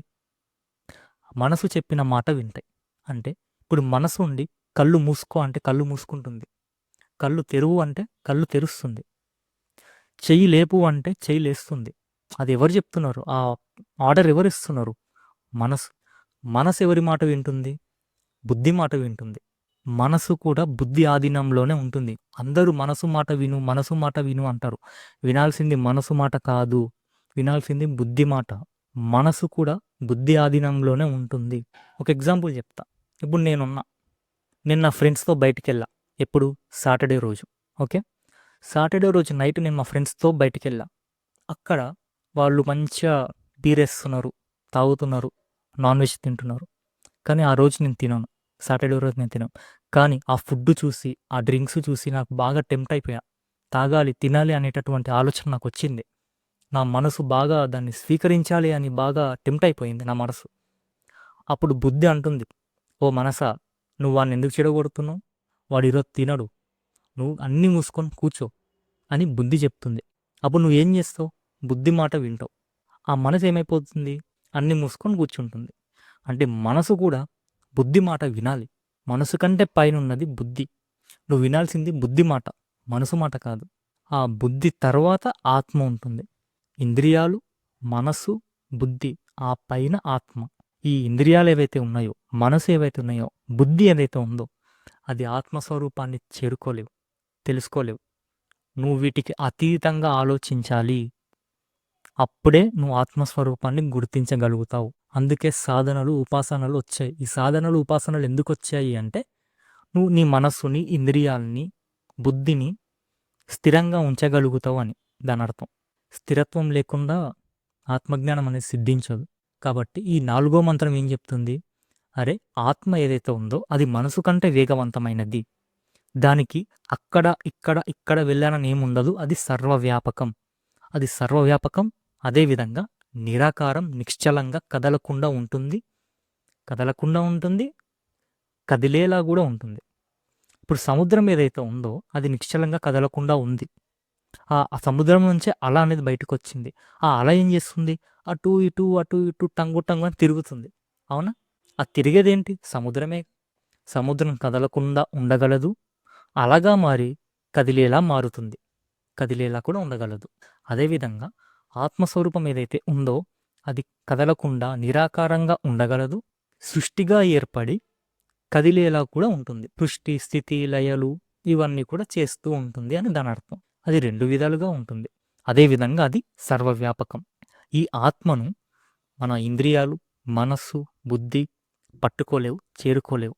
ఈశావాస్య ఉపనిషత్తుల్లో మనం ఇప్పటి వరకు 4 మంత్రాలు నేర్చుకున్నాం. ఈశావాస్యంలోని 5వ మంత్రం ఏం చెప్తుందంటే, తదేజతి తన్నైజతి తద్దూరే తద్వంతికే తదంతరస్య సర్వస్య తదు సర్వస్య బాహ్యత. అంటే ఆత్మ ఏదైతే ఉందో అది చలిస్తుంది, చలించదు. బయట ఉంది, లోపల ఉంది. దగ్గరగా ఉంది, దూరము ఉంది. చూడండి, పరస్పర విరుద్ధమైన మాటలు. ఇప్పుడు నేనే ఉన్నా. నేను పలానా రూమ్‌లో ఇప్పుడు ఈ రూమ్‌లో ఉన్నా. నేను రూమ్‌లో ఉన్నప్పుడు బయట ఉండను. బయట ఉంటే రూమ్‌లో ఉండను. కానీ ఈ మంత్రం ఏం చెప్తుంది? ఆత్మ అనేది బయట ఉంది, లోపల ఉంది. దగ్గరగా ఉంది, దూరము ఉంది. అది చలిస్తుంది, చలించదు. చూడండి, ఈ 2 పరస్పర విరుద్ధమైన పదాలు, మాటలు. ఎందుకిలా చెప్తుంది ఈ ఈశావాస్యం ఇలా? అర్థం కాలేదా? సరే, ఒక ఎగ్జాంపుల్ చెప్తా. నేను ఒక షాప్‌కెళ్తా. ఆ షాప్‌లో కుండలుంటాయి. మట్టి కుండలు. ఓకేనా? ఆ మట్టి కుండ అనే షాప్‌కి నేను వెళ్తా. నేనొక రూ. 100 ఇచ్చి ఒక మంచి మట్టి కుండ ఏదైతే ఉందో దాన్ని కొనుక్కుంటా. ఆ మట్టి కొనుక్కొని నేనేం చేస్తా, అది తీసుకొని నడుచుకుంటూ మా ఇంటికెళ్తా. మా ఇంట్లో ఒక గదిలో కిచెనో, హాలో ఏదో ఒక దగ్గర పెడతా. బావుంది. నేను ఇప్పుడు ఆ కుండ ఏం చేసింది? నాతో పాటే వచ్చింది. షాప్ దగ్గర నుంచి నడుచుకుంటూ మా ఇంటికొచ్చింది. నాతో పాటే వచ్చింది. ఆ కుండ ఏమైంది ఇప్పుడు? ఒక ప్రదేశం నుంచి ఇంకో ప్రదేశంకొచ్చింది. అయితే నాకొకటి చెప్పు, ఆ కుండలో ఉన్నటువంటి ఖాళీ, ఆ ఎంప్టీనెస్ ఏమైంది? ఒక కుండ ఉంది. ఆ కుండలో ఒక ఖాళీ ఉంటది. ఇదంతా ఎంప్టీనెస్, ఆకాశం. ఆ కుండలో ఆ ఎంప్టీనెస్, ఆ ఖాళీ ఏదైతే ఉందో అది గూడా నాతో పాటే వచ్చింది నడుచుకుంటూ. మా ఇంట్లో కూడా కూర్చుంది. ఆ ఖాళీ ఏదైతే ఉందో అది షాప్‌లో ఉంది. నడిచినంత దూరము అక్కడ ఆ ఆకాశంలో, ఆ కుండలో అలానే ఉంది. అదే విధంగా నేను మా ఇంట్లో పెట్టినప్పుడు ఆ కుండలో ఉన్నటువంటి ఖాళీ అలాగే ఉంది. ఇప్పుడు నీకేమర్థమైంది? కుండలో ఎంత ఖాళీ ఉంది? ఇంతే ఖాళీ ఉంది. ఆ కుండ ఎంత ఉంటే అంత ఖాళీ. ఇంక ఇంతే అంతే అని చెప్పా. ఆ కుండ ఎంత సైజు ఉంటే అందులో ఉన్నటువంటి ఖాళీ, ఆ ఎంప్టీనెస్ కూడా గంతే. అయితే ఆ కుండ బయట సర్వవ్యాపకమైన ఖాళీ, ఆ ఎంప్టీనెస్ అనేది ఉంది. ఆకాశం. ఇదంతా ఆకాశం. ఖాళీ అంటే ఆకాశం. సో, ఆ కుండ బయట సర్వవ్యాపకమైన ఖాళీ ఉంది. కుండ లోపల కొంచెమే ఖాళీ ఉంది. మరిప్పుడు ఆ కుండ అనేటటువంటి నామాన్ని, రూపాన్ని పగలగొట్టు. పగలగొట్టు ఏమవుతది? ఆ కుండలో ఉన్నటువంటి ఖాళీ, ఆ కొంచెమే ఖాళీ ఏమైతది? సర్వవ్యాపకమైన ఖాళీలో కలిసిపోతుంది. అవునా గాదా? ఇప్పుడు ఆ కుండలో ఉన్నటువంటి ఖాళీ ఏదైతే ఉందో అది షాప్‌లో ఉంది. నడిచే అంత దూరము ఉంది. మా ఇంట్లోనూ ఉంది. దాని అర్థం ఏంది? అదంతా ఉందనే గదా! సర్వవ్యాపకం అంటే దాని అర్థం ఏంది? ఆ ఖాళీ ఏదైతే ఉందో అది సర్వవ్యాపకంరా బాబు. అది దగ్గరగా ఉంటుంది, దూరము ఉంటుంది. కింద ఉంటుంది, పైన ఉంటుంది, లోపల ఉంటుంది, బయట ఉంటుంది. సమస్తము ఉంటుంది. అర్థమైందా? ఆ కుండ అనేటువంటి నామాన్ని, రూపాన్ని పగలగొడితే ఆ కుండలో ఉన్నటువంటి ఖాళీ ఏమైంది? సర్వవ్యాపకమైన ఖాళీలో కలిసిపోయింది. కాబట్టి సర్వవ్యాపకం అంటే అర్థం జేసుకో. సమస్తము. ఇది ఇంక దానికి తిరుగులేదు. కింద, పైన, లోపల, బయట, దగ్గరగా, దూరంగా ఏది పడితే అది, ఎక్కడ పడితే అక్కడ సర్వవ్యాపకం అది. అర్థం జేసుకో. కాబట్టి సమస్తము, ఆ ఆత్మస్వరూపం ఏదైతే ఉందో అది సర్వవ్యాపకం. గుర్తించు. సరే, ఆత్మ అనేది సర్వవ్యాపకం అని నాకు అర్థమైంది. ఆత్మ అనేది సర్వవ్యాపకం. అది సమస్తము ఉంటుంది. అర్థమైంది. మరి ఇప్పుడు ఆత్మ అనొక పదం, పరమాత్మ అనొక పదం ఎందుకొచ్చింది? చెప్పు. ఇప్పుడు ఆత్మ అంటున్నావు, పరమాత్మ అంటున్నావు. అలా 2గా ఎందుకొస్తుంది మాటలు? ఉన్నదే సమస్తము పరమాత్మ అయితే, మరి ఆత్మ అని ఒకలాగా, పరమాత్మ అని ఇంకోలాగా ఆ 2 మాటలేంటి? ఇప్పుడు నువ్వు కింద, బయట, లోపల మొత్తము ఆత్మే ఉందని చెప్తున్నప్పుడు, ఆత్మ అనే ఒక పదం, పరమాత్మ అనే ఒక పదం, ఆ 2 మాటలు ఎందుకొస్తున్నాయి? చెప్పు. ఉంటే అంత పరమాత్మే ఉండాలి. లేదా ఉంటే అంత ఆత్మే ఉండాలి. నువ్వు ఆత్మ అని ఒకలాగా, పరమాత్మ ఒకలాగా 2లాగా ఎందుకు మాట్లాడుతున్నావు? ఇప్పుడు నేను ఏది నిజం అనుకోవాలి? ఇప్పుడు ఆ డౌట్‌ని క్లారిఫై చేసుకుందాం. నేను ప్రీవియస్ వీడియోలో ఏదైతే కుండ అనే ఎగ్జాంపుల్ చెప్పానో, ఆ ఎగ్జాంపుల్ తీసుకుందాం. ఇప్పుడు ఆ కుండ, షాప్‌లో ఉన్నటువంటి కుండ ఏదైతే ఉందో అందులో కొంచెమే ఖాళీ ఉంది. అవునా? ఆ కుండ బయట సర్వవ్యాపకమైన ఖాళీ ఉంది. ఆ కుండ అనేటటువంటి నామం, రూపాన్ని పగలగొడితే ఆ కుండలో ఉన్నటువంటి ఖాళీ ఏదైతే ఉందో అది సర్వవ్యాపకమైన ఖాళీలో కలిసిపోతుంది. ఆ కుండ ఏదైతే ఉందో అది నీ శరీరంరా బాబు. నీ శరీరం, నా శరీరం. ఆ కుండ అనేటువంటి నామం, రూపం ఏదైతే ఉందో అది నా శరీరం అనుకో. కుండని పగలగొట్టినట్టుగా నా శరీరాన్ని పగలగొట్టు. నేనేమైతా? నాలో ఉన్న ఆత్మ ఏమవుతుంది? సర్వవ్యాపకమైన ఆత్మలో కలిసిపోతుందా లేదా? నా శరీరంలో ఉన్న ఆత్మ ఏదైతే ఉందో, కొంచెమే ఆత్మ నా శరీరంలో ఉంది. ఆ కొంచెమే ఉన్నటువంటి ఆత్మ ఏమవుతుంది? సర్వవ్యాపకంలో ఉన్నటువంటి ఆత్మలో కలిసిపోతుంది. నేను నా శరీరంలో కొంచెంగానే ఉన్నా. నా శరీరం ఎంత ఉందో నా ఆత్మ అంతే ఉంది. నువ్వు శరీరం మేరకే చూస్తున్నావు కాబట్టి అది ఆత్మ అయింది. నీ శరీరం బయట సర్వవ్యాపకం ఏమైతే ఉందో అది పరమాత్మ అయింది. అర్థమైందా? నువ్వు శరీరం మాత్రమే చూస్తే, అంటే శరీరం మేరకు మాత్రమే చూస్తే అది ఆత్మ అయింది. నీ శరీరం బయట ఏదైతే సర్వవ్యాపకం ఉందో అది పరమాత్మ అయింది. దానికి నువ్వు శివ అని పేరు పెట్టుకుంటావో, విష్ణు అని పేరు పెట్టుకుంటావో, రాముడు అని పేరు పెట్టుకుంటావో నీ ఇష్టం.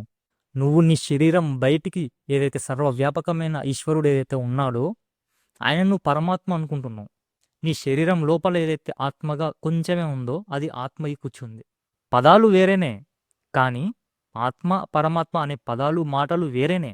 కానీ నువ్వు ఎప్పుడైతే ఈ శరీరాన్ని తీసేసావో, నామరూపమైన ఈ శరీరాన్ని ఎప్పుడైతే పగలగొట్టినావో అప్పుడు నీ లోపల ఉన్న ఆత్మ బయట ఉన్న ఆత్మ ఒకటే కదరా. అర్థమైందా? అప్పుడు నువ్వు ఆత్మ అన్న ఒకటే, పరమాత్మ అన్న ఒకటే. మాటలు ఏదైనా కలుపుకో, అది నీ ఇష్టం. నువ్వు పరమాత్మ అనుకుంటావు, ఆత్మ అనుకుంటావు, నీ ఇష్టం. శరీరం మేరకు మాత్రమే చూస్తే ఆత్మవి కూర్చున్నావు. నీకు బయట కనిపించేదంతా పరమాత్మవి కూర్చున్నాడు. కానీ ఆయన ఏం చెప్తున్నాడు? ఓరేనాయన అంతా నేనేరా బాబు, నీ లోపల సమస్తము నేనేరా. నువ్వు ఆత్మగా అనుకున్న ఆత్మనే, పరమాత్మ అనుకున్న పరమాత్మనే. అంతా నేనే. నువ్వు ఏదైనా అనుకో, మాటలు ఒకటే తేడా, పదాలు ఒకటే తేడా, కానీ ఉన్నది నేనే. 6వ మంత్రం 7వ మంత్రం చెప్పుకుందాం. 2 మంత్రాలు ఇప్పుడే చెప్పుకుందాం. యస్తు సర్వాణి భూతాన్ని ఆత్మాన్ని అనుపశ్యతి సర్వభూతేషు చాత్మానం తదోన విజుగుప్సతే. ఈ 6వ మంత్రం ఏం చెప్తుంది? నీకు కనిపించే ప్రతి ఒక్క జంతువు గాని, మనిషి కాని నీకు వేరుగా కావని, అంటే నీకు వేరు కాదని, నీలో ఉన్న ఆత్మే సర్వము ఉందని తెలుసుకో అని అంటుంది. అదేంటండి? నా ఆత్మ నాది, నా శరీరంలో ఉన్న ఆత్మ నాది, నా మనసు నాది, నా బుద్ధి నాది, పక్కనున్న ఆత్మ పక్కనుంది, పక్కనున్న మనసు పక్కనోడి బుద్ధి వాంది. ఆ రెండు ఎట్లా ఒకటైతాయి? నేను ఒప్పుకోను దానికి. నేను ఒప్పుకోను. నాది, నా ఆత్మ నాది, నా కళ్ళు, నా ముక్కు, నా చెవి, నా కళ్ళు, నా ఆత్మ, నా మనసు, నా బుద్ధి. పక్కనోడివి పక్కనోడివి. అవి వాడు నేను రెండు ఇద్దరం ఒకటెళ్ళు అవుతాం? నేను ఒప్పుకోను. కావాలంటే ఎక్స్ప్లెయిన్ చేయి, క్లారిఫై చేయి. మీకు ఎగ్జాంపుల్స్ చెప్తే మనకి ఈజీగా అర్థమవుతాయి. నేను ఎందుకు ఇన్ని ఎగ్జాంపుల్స్ చెప్తున్నానో మీకు అర్థం చేసుకోండి. ఈ దృష్టాంతాలు ఏవైతే ఉన్నాయో ఆ దృష్టాంతాలతోటి మనం ద్రాష్టాంతికాన్ని పట్టుకోవాలి. దృష్టాంతికం అంటే ఎగ్జాంపుల్స్. ఇలాంటి ఎగ్జాంపుల్స్ ద్వారా మనకు అద్వైతం అనేది బోధపడుతుంది.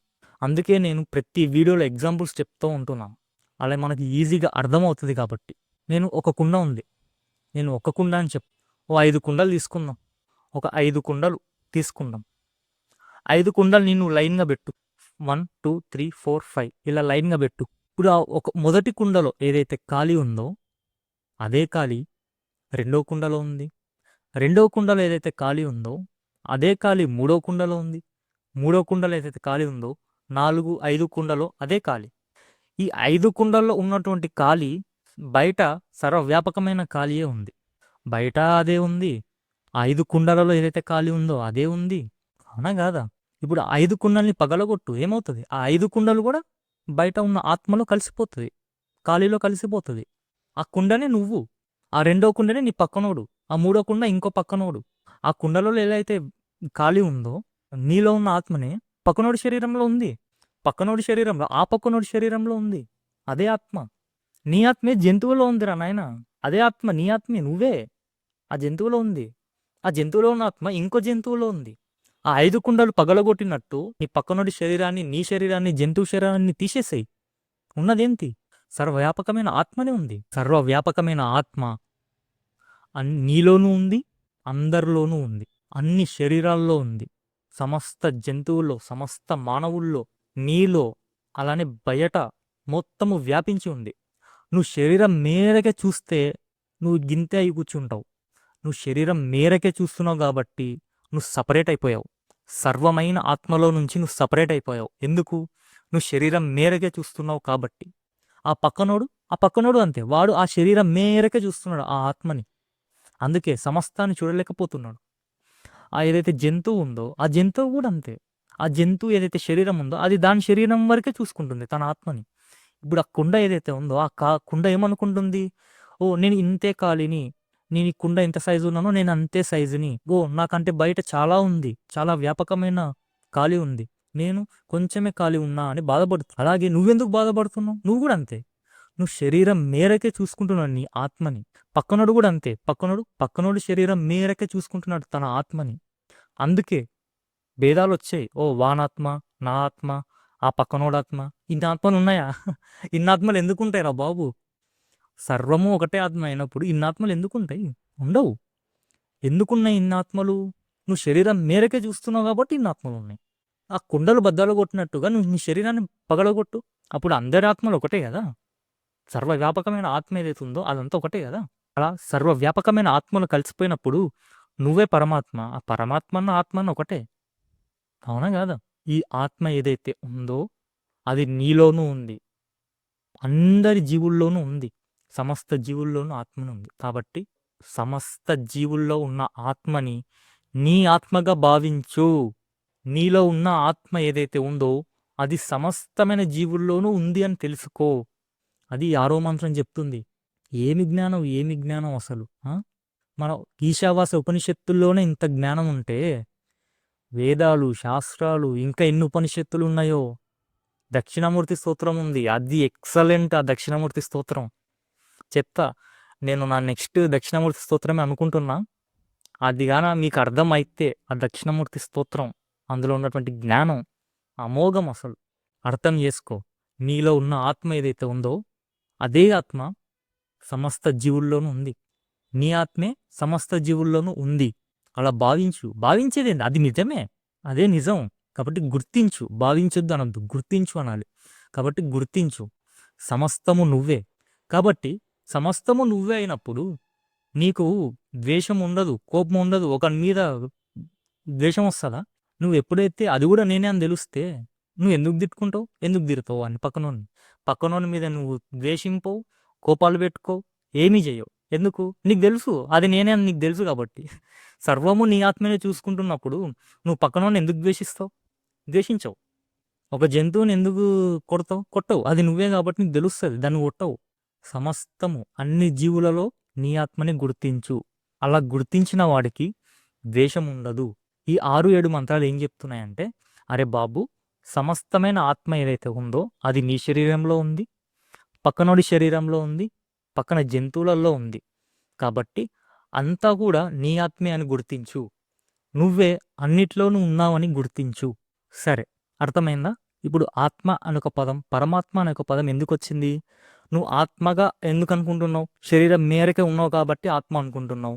నీ బయట ఉన్నది పరమాత్మ అనుకుంటున్నావు. కానీ ఎప్పుడైతే నీ శరీరం అనేటటువంటి తీసేసావో అప్పుడు ఆత్మ అయినా పరమాత్మ అయినా అంతా ఒకటే. నువ్వు ఆత్మ అనుకుంటావు ఆత్మ, పరమాత్మ అనుకుంటే పరమాత్మ. మాటల్లో తేడా ఏం లేదు, ఉన్న పదార్థం ఒకటే. ఎప్పుడైతే నువ్వు ఈ శరీరాన్ని దాటి సర్వవ్యాపకం అయిపోయావో, నా శరీరంలో ఉన్న ఆత్మ నాది, పక్కనోడి శరీరంలో ఉన్న ఆత్మ వాంది, వాన్ మనసు వాన్ బుద్ధి వాంది, నా మనసు నా బుద్ధి నాది. నువ్వే క్వశ్చన్ వేసావు, అవునా? కానీ నీకు క్లారిటీ ఇచ్చా. ఏంటి? అందులో ఉన్న ఆత్మ నువ్వు, నీలో ఉన్న ఆత్మ రెండు ఒకటే రా అని నీకు క్లారిటీ ఇచ్చా. అప్పుడు ఏమైంది? నీలో ఉన్న ఆత్మ, ఆ ఆత్మ తత్వం ఏదైతే ఉందో అది మెల్లమెల్లగా వ్యాపిస్తుంది. అంతేనా? ఇప్పుడు పక్కనోళ్ళలో ఉన్నది నువ్వే, పక్కన జంతువుల్లో ఉన్నది నువ్వే, ఆ కొండల్లో సముద్రాల్లో ఉన్నదంతా కూడా నా ఆత్మే అన్నప్పుడు నీ ఆత్మస్వరూపం ఏమైతుంది? వ్యాపిస్తుంది, మెల్లమెల్లగా వ్యాపిస్తుందా లేదా? ఆ ఆత్మస్వరూపం, ఆ దృష్టి ఏదైతే ఉందో, ఆ జ్ఞానం ఏదైతే ఉందో అది మెల్లమెల్లగా వ్యాపిస్తూ ఉంది. నువ్వు నీ ఆత్మస్వరూపాన్ని సమస్తం వ్యాపించు. అలా వ్యాపించినప్పుడు ఏమవుతుంది? నువ్వు సర్వవ్యాపకం అయిపోతావు. అలా సర్వవ్యాపకం అయినప్పుడు ఇవన్నీ కూడా నీ లోపలనే ఉన్నాయా లేదా? సర్వవ్యాపకం అయినప్పుడు ఈ సమస్త సృష్టి కానీ, సమస్త మనుషులు, జంతువులు, ఈ ప్రపంచాలు ఇవన్నీ కూడా నీలోనే ఉన్నాయా లేవా? గుర్తించు. అలానే వీటిలో నిన్ను నువ్వు చూసుకో. మొదటిది ఏంటిది? నువ్వు సర్వవ్యాపిగా మారు, నువ్వు వ్యాపించు. అప్పుడు అన్నీ నీ లోపల ఉంటాయి. అది మొదటిది. రెండవది ఏంటిది? అన్నీ నీ లోపలనే ఉన్నాయి కదా, ఆ వాటిల్లో ఏవైతే నీ లోపల ఏదైతే ఉన్నాయో అందులో నిన్ను నువ్వు చూసుకో. ఇది రెండవది. సో ఈ రెండు రకాలుగా కూడా నువ్వు నీ ఆత్మ ఏదైతే ఉందో దాన్ని గుర్తించవచ్చు. అలా చూసిన వాడికి శోకము ఉండదు, మోహము ఉండదు. నార్మల్గా శోకమోహాలు అంటారు, శోకమోహాలు కాదు. ఫస్ట్ మోహం ఉంటేనే మనకి శోకం వస్తుంది. ఫస్ట్ శోకం ఎందుకు వస్తుంది? శోకం రాదు, ఆర్డర్ తప్పు. ఫస్ట్ మోహం, ఆ మోహం వల్లే శోకం. కాబట్టి ఈ మోహశోకాలు అనేవి ఉండవు. మోహం లేదు కాబట్టి శోకం ఉండదు. కాబట్టి సమస్తము నువ్వే అని గుర్తించు. అర్థమైందా? ఇప్పుడు మనం మెయిన్ క్వశ్చన్ ఏంటి? అవును, నాకు అర్థమైంది. సర్వము ఆ ఈశ్వర స్వరూపమే, అంటే నా ఆత్మస్వరూపమే. సర్వము నా ఆత్మస్వరూపమే అని నాకు అర్థమైంది. అందరిలోనూ నా ఆత్మస్వరూపమే ఉంది. అవును, నాకు అర్థమైంది. అయితే ఈ సృష్టి ఏదైతే ఉందో, ఈ నామరూపాత్మకమైన సృష్టి ఏదైతే ఉందో, నిరాకారంగా ఉన్నటువంటి సృష్టి ఏదైతే ఉందో, అది ఆకారంగా ఎందుకు మారాలి? అది ఆకారంగా మారితేనే కదా నేను దాన్ని చూస్తున్నా. దాన్ని చూడడం వల్లే కదా నాకు అజ్ఞానం అనేది వచ్చింది. ఆ అజ్ఞానం వల్లే కదా నాకు కోరికలు జన్మించాయి. ఆ కోరిక వల్లే కదా నాకు కర్మలు, పాప పుణ్యాలు, జన్మలు, జన్మాంతరాలు ఇవన్నీ వచ్చాయి. అసలు అది ఆకారంగా ఎందుకు మారాలి? నాకు చెప్పు. నిరాకారంగా ఉన్నటువంటి ఆత్మ అసలు ఆకారంగా ఎందుకు మారాలి? సామాన్యం, విశేషం అని 2 పదాలుంటాయి. సామాన్యం అంటే ఏంటి? విశేషాలంటే ఏంటో తెలుసుకుందాం. దానికంటే ముందు మీకొక ఎగ్జాంపుల్ చెప్తా. నాకు ఒక ఫ్రెండ్ ఉన్నాడు. ఆయన పేరు పుల్లారావు. పుల్లారావు అనుకుందాం ఆయన పేరు. ఆయన ఒక బెస్ట్ యాక్టర్ అన్నమాట. ఆయనకు నటించడం అనేది చాలా ఇష్టం. నటించడం అంటే చాలా ఇష్టం. అలాగే నటన కూడా బాగా చేస్తాడు. యాక్టింగ్ చాలా బాగా చేస్తాడు. అయితే నా ఫ్రెండ్ పుల్లారావు ఎవరైతే ఉన్నారో ఆయన నాకు కాల్ చేసి, "అరే! నాకు పలానా రోజు షూటింగ్ ఉంది. నువ్వు వస్తావా నాకు తోడుగా?" అని అడిగాడు. అప్పుడు నేనుండి ఖాళీయే కదా అని చెప్పేసి వెళ్దామని ప్లాన్ వేసుకున్నాం ఇద్దరం. ఆ షూటింగ్ రోజు రానే వచ్చింది. సో, ఆ షూటింగ్ రోజు ఏదైతే ఉందో, ఆ రోజు నేను, నా ఫ్రెండ్ పుల్లారావు అనే ఇద్దరం ఆ షూటింగ్‌కి బయలుదేరాం. వెళ్ళాం. ఆ రోజు 2 షూట్‌లున్నాయి. ఒకటి ఉదయం, ఇంకోటి మధ్యాహ్నం. అలా 2 షూటింగ్స్ ఉన్నాయి. ఆ 2 షూటింగ్‌లు గూడా నా ఫ్రెండ్ అనే పుల్లారావే యాక్టింగ్ జేయాలి. సో, అలా నేనొక దగ్గర కూర్చున్నా. సైడ్‌కి ఒక కుర్చీలో పక్కన కూర్చున్నా. మార్నింగ్ షూటింగ్ అనేది స్టార్ట్ అయింది. ఎవరికి విధించిన పాత్రలు ఏవైతే ఉన్నాయో వాళ్ళు ఆ విధించినటువంటి పాత్రల్లో యాక్టింగ్ చేస్తున్నారు. అందరూ వస్తున్నారు, పోతున్నారు, యాక్టింగ్ చేస్తున్నారు, పోతున్నారు. బానే ఉంది. మధ్యలో ఒక అద్భుతమైన యాక్టర్ వచ్చాడు. ఏమన్నా నటించిండా? సూపర్ అసలు. ఎగ్జాంపుల్‌గా సరే రాముడు అనుకుందాం. రాముడు వేషం ఏసి ఒక నటుడొచ్చాడు. ఏమన్నా యాక్టింగ్ ఆ రాముడి వేషంలో సూపర్ యాక్టింగ్ చేశాడు. అది నేను చూసి అబ్బా! రాముడు యాక్టింగ్ ఏం బావుంది. ఎవడో ఈయన సూపర్ అని నేను చాలా ప్రశంసిస్తూ ఉంటా. ఆ రాముడు యాక్టింగ్ ఎవరైతే ఉన్నాడో, ఆ రాముడు యాక్టింగ్ అంతా అయిపోయాక అతను ఎళ్ళిపోయాడు. వెళ్ళిపోయి ఆ మార్నింగ్ షూటింగ్ ఏదైతే ఉందో అది అయిపోయింది. సో, మా ఫ్రెండ్ నా దగ్గరకొచ్చి మాట్లాడుతున్నాడు. "అరే! లంచ్ టైమ్ అయిందిరా లంచ్‌కెళ్దాం పదా" అంటే, "అరే! ఆగురా లంచ్ తర్వాత చేద్దాము. ఇందాక ఒక రాముడి వేషంలో ఒకడొచ్చిండు. అసలు ఏమన్నా యాక్టింగ్ చేసిండా రాముడి వేషం. నిజంగా రాముడే అనుకున్నానురా నేను చూసి. అటువంటి యాక్టింగ్, అటువంటి నటన ఇంతవరకు నేను చూడలేదు" అని అంటాడు. "అరే! అవునారా అది నేనేరా పుల్లారావుని" అని అంటాడు. "అరే! పుల్లారావుగా నువ్వారా ఆ రాముడు యాక్టింగ్ చేసింది" అని నేను షాక్ అవుతా. అతనేం చెప్పారంటే, "అరే! అది నేనేరా రాముడి వేషంలో ఏసింది. నాకంత స్కిల్స్ ఉన్నాయి. అంత నటన నేను బాగా నటించగలుగుతా. అందుకే కదా నీకు తీసుకొచ్చి నిన్ను చూపిద్దామని, నువ్వు చూస్తావని." "అరే! అవునారా పుల్లారావు నువ్వేశావారా? నేను నిన్ను గుర్తే పట్టలేదురా అసలు. నువ్వు ఇంత మంచి యాక్టింగ్ చేస్తావని నాకు తెలీదురా" అని నేను ఆశ్చర్యపోతా. "అరే! అవునారా? సరే ఇప్పుడు మధ్యాహ్నం ఇంకో షూటింగ్ ఉంది. రెండో షూటింగు. దానికి నేను రావణాసురుని వేషం ఏస్తా. సో, నువ్వు చూడు" అని అంటాడు. "అరే! అవునారా నువ్వు రావణాసురుని వేషం ఏస్తావా? సరే నేను చూస్తా ఇక్కడే ఉంటా. సరే లంచ్‌కి వెళ్దాం పదా" అంటే లంచ్‌కెళ్ళాం. తినేసి వచ్చాము. అంతా బానే ఉంది. నేను మళ్ళా అదే విధిగా కూర్చున్నా. కూర్చున్న తర్వాత మా ఫ్రెండ్ ఎవరైతే ఉన్నాడో పుల్లారావు, వాని టైమొచ్చింది. అంటే రావణాసురునిగా నటించేటటువంటి టైమొచ్చింది. వాడేం చేశాడు నా ఫ్రెండ్, రావణాసురుని వేషంతో వచ్చాడు స్టేజ్ మీదికి. నటిస్తున్నాడు. అబ్బా! నటన రావణాసురుని గూడా నటన. అరే! ఈడు నా పుల్లారావు గాడు నా ఫ్రెండ్ ఏమన్నా నటిస్తున్నాడా రావణాసురుడిగా? అంటే ఇక్కడ పుల్లారావు అనేటటువంటి నిజ స్వరూపం ఏదైతే ఉందో అది నాకు దృష్టిలో ఉంది. అదే విధంగా రావణాసుడు అనేటటువంటి వేషం ఏదైతే ఉందో అది నాకు దృష్టిలో ఉంది. ఇప్పుడు నేనేం చేస్తున్నా? పుల్లారావు అనేటటువంటి నిజ స్వరూపం నా దృష్టిలో పెట్టుకొని రావణాసుడి వేషంలో ఉన్నటువంటి నా పుల్లారావుని నేను చూస్తున్నా. నాకు తెలుసు ఆ రావణాసుడు ఎవడో. ఎవడు? పుల్లారావు నా ఫ్రెండ్ గాడే. నాకు తెలుసు వాడెవడో. మిగతా వాళ్ళకి తెలవదు వాడు నా పుల్లారావు అని. నాకు మాత్రమే తెలుసు. ఓహ్! ఈ పుల్లారావు వాడే ఈ రావణాసురుని వేషంలో ఏస్తున్నాడు.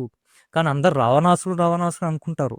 నేను గూడా అంతే రావణాసురుడు, రావణాసురుడే అనుకుంటా. కానీ వాడు నా ఫ్రెండ్ అని నాకు తెలుసు. అంటే నిజ స్వరూపం పుల్లారావు అనేటటువంటి దృష్టితో నాకు తెలుసు. అదేవిధంగా రావణాసురుడు అనేటటువంటి వేషంలో ఉన్నాడని గూడా నాకు తెలుసు. అప్పుడు నేనేం చేస్తా? అరే! పుల్లారావుగా నువ్వు మంచి భలే ఏస్తున్నావురా అనేటటువంటి దృష్టితో చూస్తూ ఉంటా. అంటే ఇక్కడ సామాన్యం అనేటటువంటిది పుల్లారావు అయితే విశేషం అనేది రావణాసురుడు. అర్థమైందా? సామాన్యంగా ఉన్నదేంటిది? ఆ పుల్లారావు. విశేషం ఏదైతే ఉందో అది ఆ రావణాసుడి వేషం, ఆ రాముడి వేషం. నేను సామాన్యాన్ని నా దృష్టిలో పెట్టుకుంటూ ఆ రావణాసుడు అనేటటువంటి విశేషాన్ని చూస్తూ ఉన్నా. మార్నింగ్ నేను ఉదయం అలా చూడలేదు. ఉదయం నేను ఎలా చూసా? రాముడిగానే చూసా. నా పుల్లారావు నేను చూడలేదు. కానీ మధ్యాహ్నం సామాన్యం ఏదైతే ఆ నిజ స్వరూపం ఆ పుల్లారావు అనేటటువంటి ఏదైతే ఉన్నాడో అతన్ని దృష్టిలో పెట్టుకొని, అంటే సామాన్యాన్ని దృష్టిలో పెట్టుకొని విశేషం అయినటువంటి రావణాసురుని చూస్తూ ఉన్నా. అంటే ఇప్పుడు సామాన్యం, విశేషం అనే 2 పదాలు మీకు అర్థమైందా? బంగారం ఏదైతే ఉందో, ఆ బంగారం గాజు ఏదైతే ఉందో, ఆ బంగారం ఏమైంది? మొత్తం ఆ గాజంతా వ్యాపించిపోయింది. ఆ వ్యాపించిన బంగారం ఏదైతే ఉందో అది సామాన్యం. ఆ నామం రూపం అటువంటిదైతే గాజు ఉందో అది విశేషం. అర్థమైందా? నువ్వు గాజుని చూసినప్పుడల్లా నీకు బంగారమే గుర్తుకు రావాలి. నామం రూపం అయినటువంటి విశేషాలు చూసినప్పుడల్లా నీకు సామాన్యం అనేటటువంటి బంగారం గుర్తుకు రావాలి. అర్థమైందా? అదేవిధంగా సముద్రం అనేది విశేషాలు. దాన్ని సామాన్యంగా ఉన్నదేంటిది? ఆత్మస్వరూపం. కొండలు, జంతువులు, మనుషులు ఇవంతా కూడా విశేషాలు. కానీ వీటన్నిటిలోనూ సామాన్యంగా ఉన్నదేంటిది? ఆత్మస్వరూపం. నువ్వు వీటన్నిటిని చూస్తున్నప్పుడల్లా నీకేం గుర్తుకు రావాలి? పుల్లారావులాగా నిజస్వరూపమైన ఆత్మస్వరూపం గుర్తుకు రావాలి. నువ్వు ఎంతసేపు ఈ నామరూపాలని విశేషాలని పట్టుకొని ఉన్నావు అనుకో, నువ్వు ఆ నిజమైన పుల్లారావుని వదిలేస్తావు. నీకు మధ్యాహ్నం ఏదైతే షూటింగ్లో పుల్లారావుని చూస్తూ రావణాసుని వేషాన్ని ఎలా అయితే చూసావో, ఈ సమస్త సృష్టిని కూడా ఏం చేస్తావంటే ఆత్మస్వరూపం అనేటటువంటి దృష్టిని పట్టుకొని, సామాన్య దృష్టిని పట్టుకొని ఈ నామరూపాత్మకమైన విశేషాన్ని చూస్తూ ఉండాలి. ఓ ఇదంతా నా పుల్లారావే, ఈ రావణాసుడు పెడుతున్న నా పుల్లారావే అని నువ్వు ఎంత దజ్జాగా, ఎంత ధైర్యంగా ఆ దృష్టి ఏదైతే ఉందో, అదేవిధంగా ఈ సమస్త ప్రపంచాన్ని చూసినప్పుడు ఇదంతా ఆత్మస్వరూపమే, నా స్వరూపమే అనేటటువంటి దృష్టి, ఆ సామాన్య దృష్టి అనేది ఉండాలి. సో సామాన్య విశేషాలు అనే 2 పదాలు అర్థమైంది కదా. ఇప్పుడు విభూతి, స్వరూపం అనే 2 పదాలు తెలుసుకుందాం.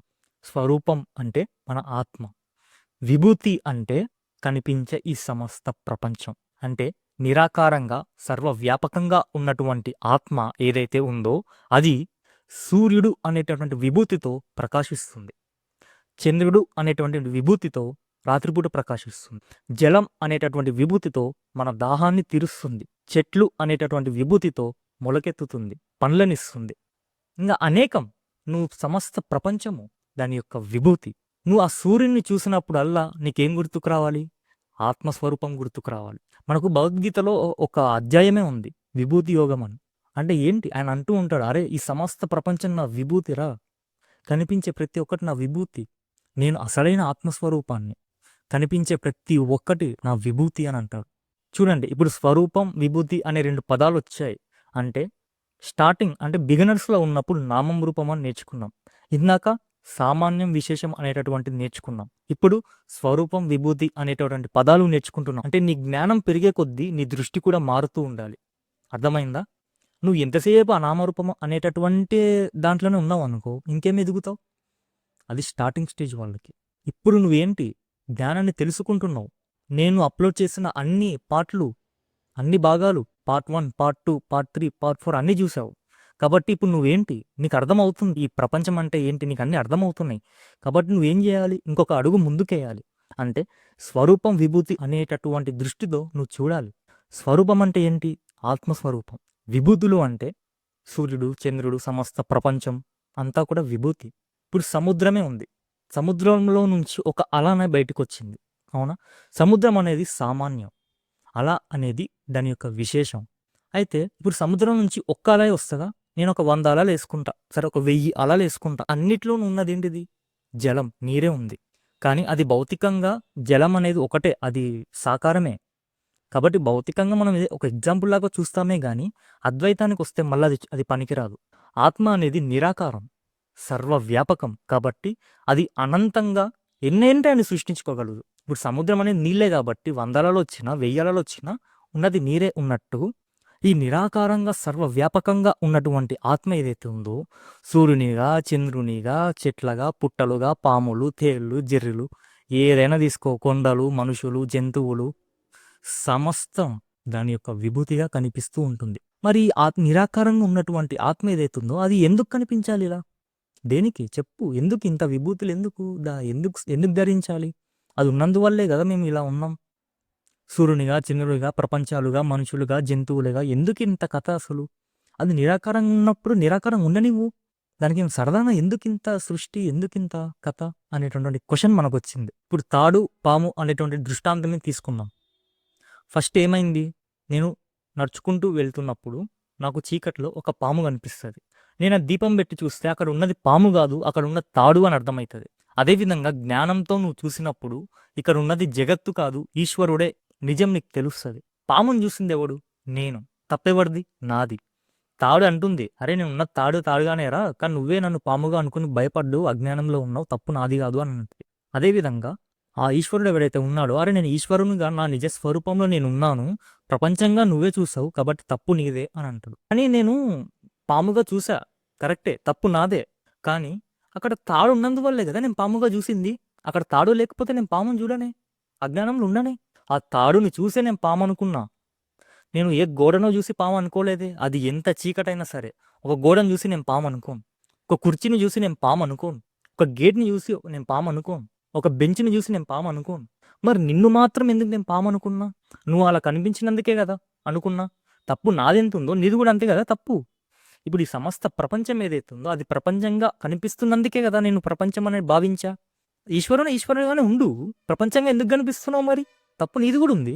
పాముగా చూడడం నాదెంత తప్పు, నీది కూడా అంతే తప్పు. జగత్తుగా చూడడం నాదెంత తప్పు, నువ్వు జగత్తుగా కనిపించడం ఉండడం కూడా నీదే తప్పు. దీనికి మా గురువుగారు అద్భుతంగా తన పుస్తకంలో రాశారు. ఇప్పుడు పామును చూసింది ఎవరు? నేను. నేనేమనుకున్నా? ఆ తాడును చూసి పాము అనుకున్నా. కానీ తాడేమంటుంది? అరే నేను తాడుగానే ఉన్నారా, నువ్వే పామును చూస్తున్నావు అంటది. కానీ అప్పుడు నేను ఏమంటా?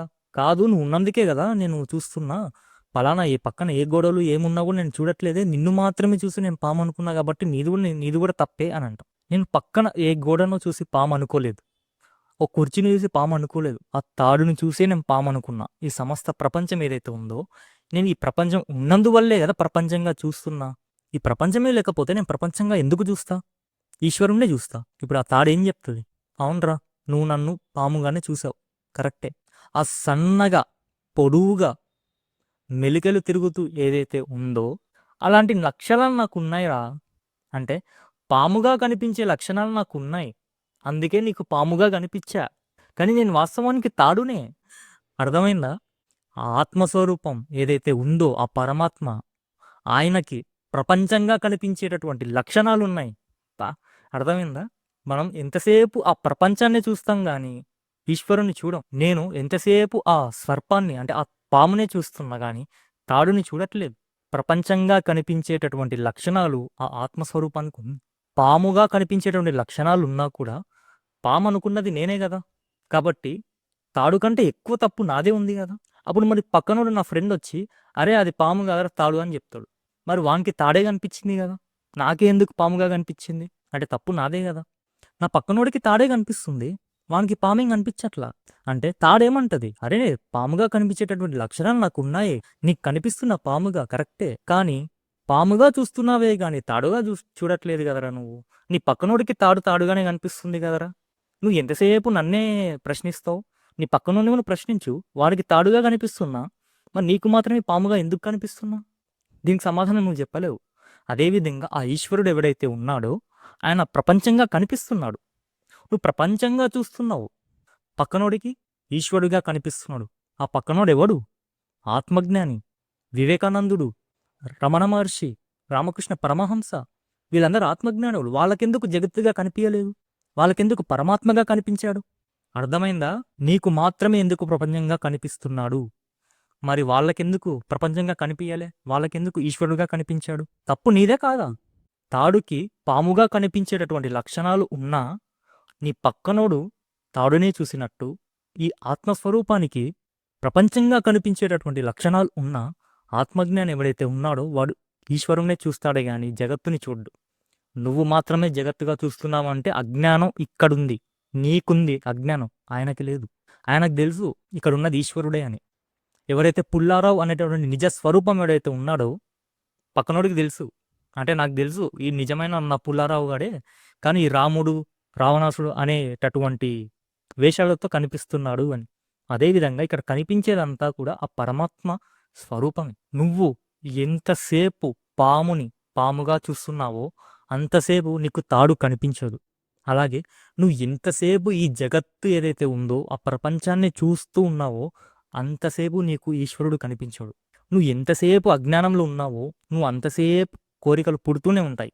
కోరికలు పుడుతున్నాయి కాబట్టి కర్మలు చేస్తావు. ఆ పాపపుణ్యాలు వల్లే జన్మలు జన్మాంతరాలు వస్తున్నాయి.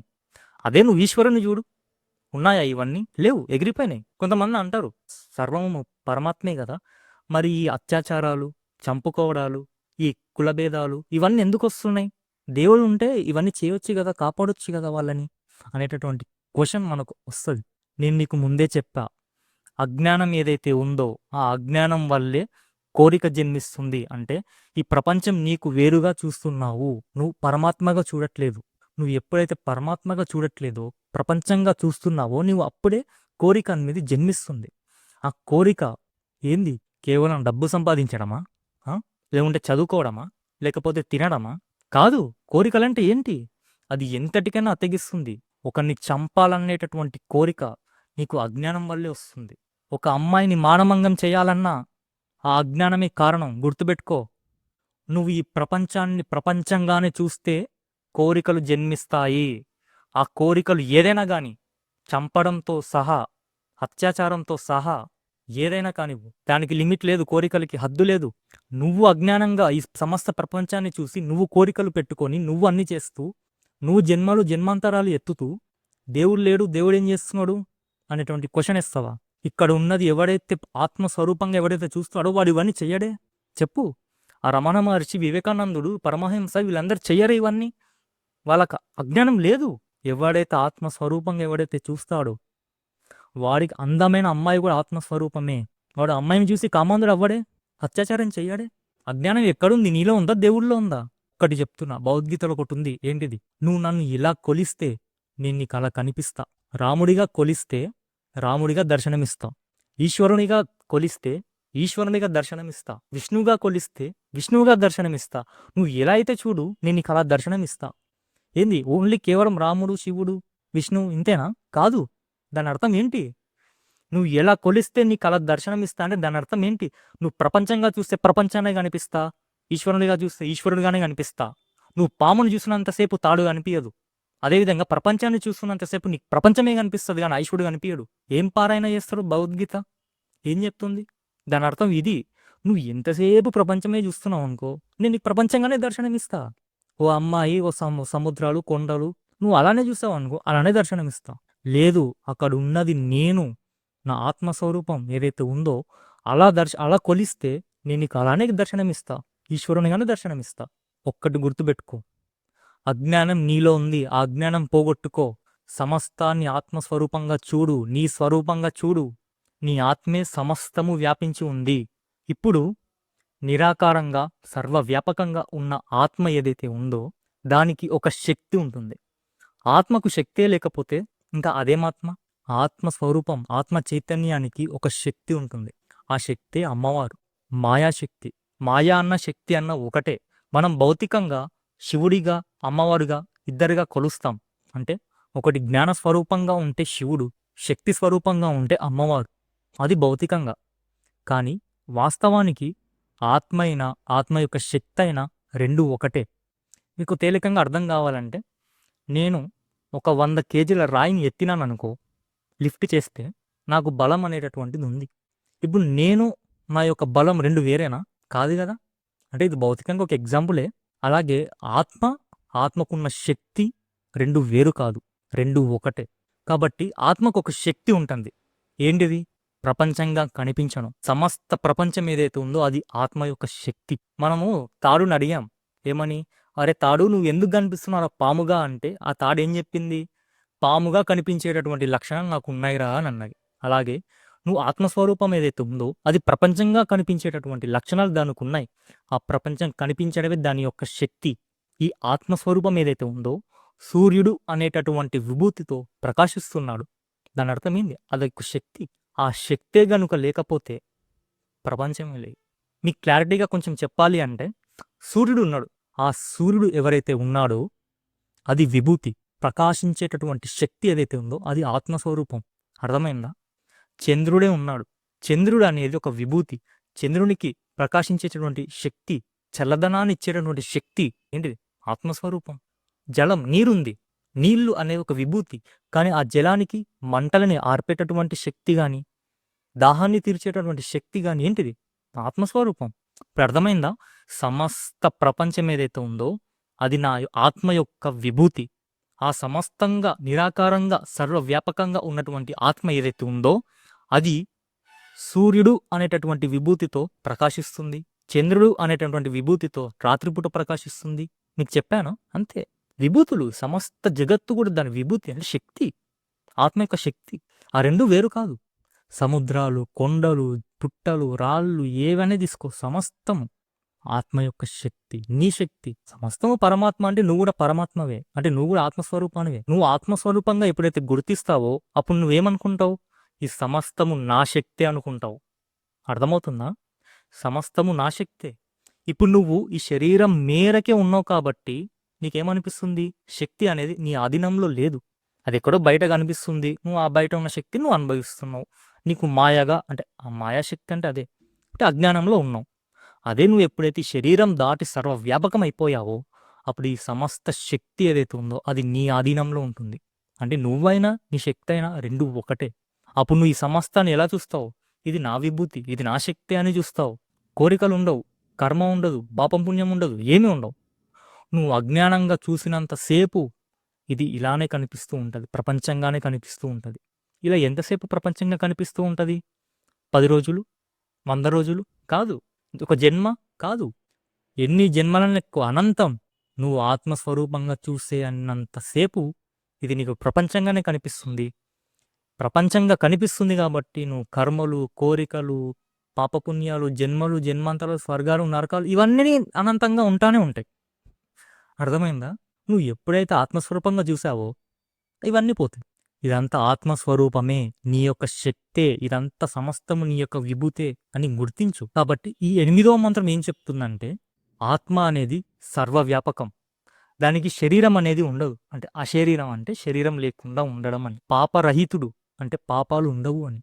పాపాలు ఆయనకేం అంటావు, అలానే పుణ్యం కూడా అంటావు.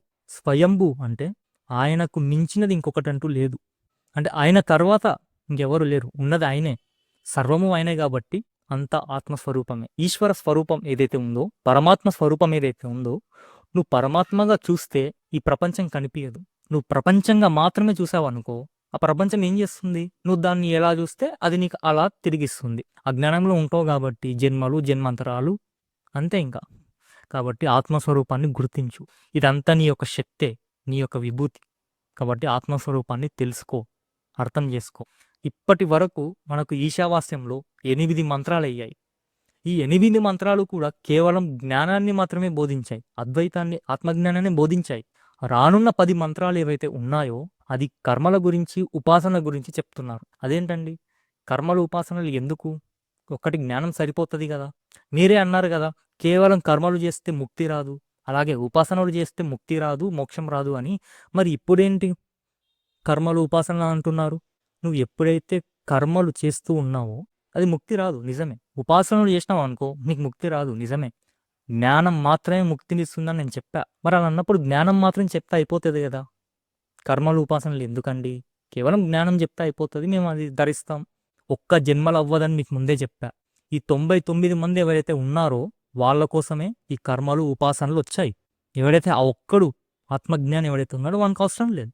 సర్వము ఈశ్వర స్వరూపమే వ్యాపించి ఉన్నాడు అని మొదటి మంత్రం చెప్తుంది. ఆ మొదటి మంత్రం ఏదైతే ఉందో ఆ ఒక్కడు ఎవడైతే ఉన్నాడో వాడు పట్టుకున్నాడు. పట్టుకొని ఏం చేశాడు? ఓ ఇదంతా ఈశ్వర స్వరూపం అని గుర్తించి ముక్తి పొందిండు. అయిపోయింది, మొదటి మంత్రంలోనే అయిపోయింది ఈశావాస్యం. కానీ ఎందుకు వచ్చాయి ఈ 17 మంత్రాలు? మన కోసం. 99 మంది ఎవరైతే ఉన్నారో వాళ్ళ కోసం. అర్థమైందా? నువ్వు కర్మను, ఉపాసనలు చేస్తూ జ్ఞానాన్ని అందుకోవాలి.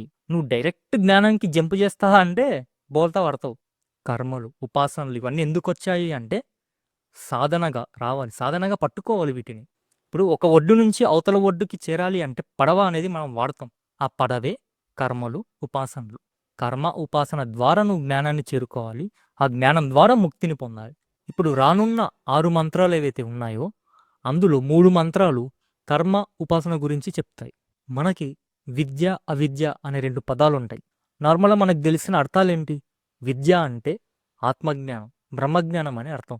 అవిద్య అంటే అజ్ఞానం అని అర్థం. ఇప్పుడు ఈ 9వ మంత్రం ఏం చెప్తుందంటే, ఎవరైతే అవిద్యను ఉపాసిస్తాడో వాడు అంధకారంలో వెళ్ళి పడతాడు అని.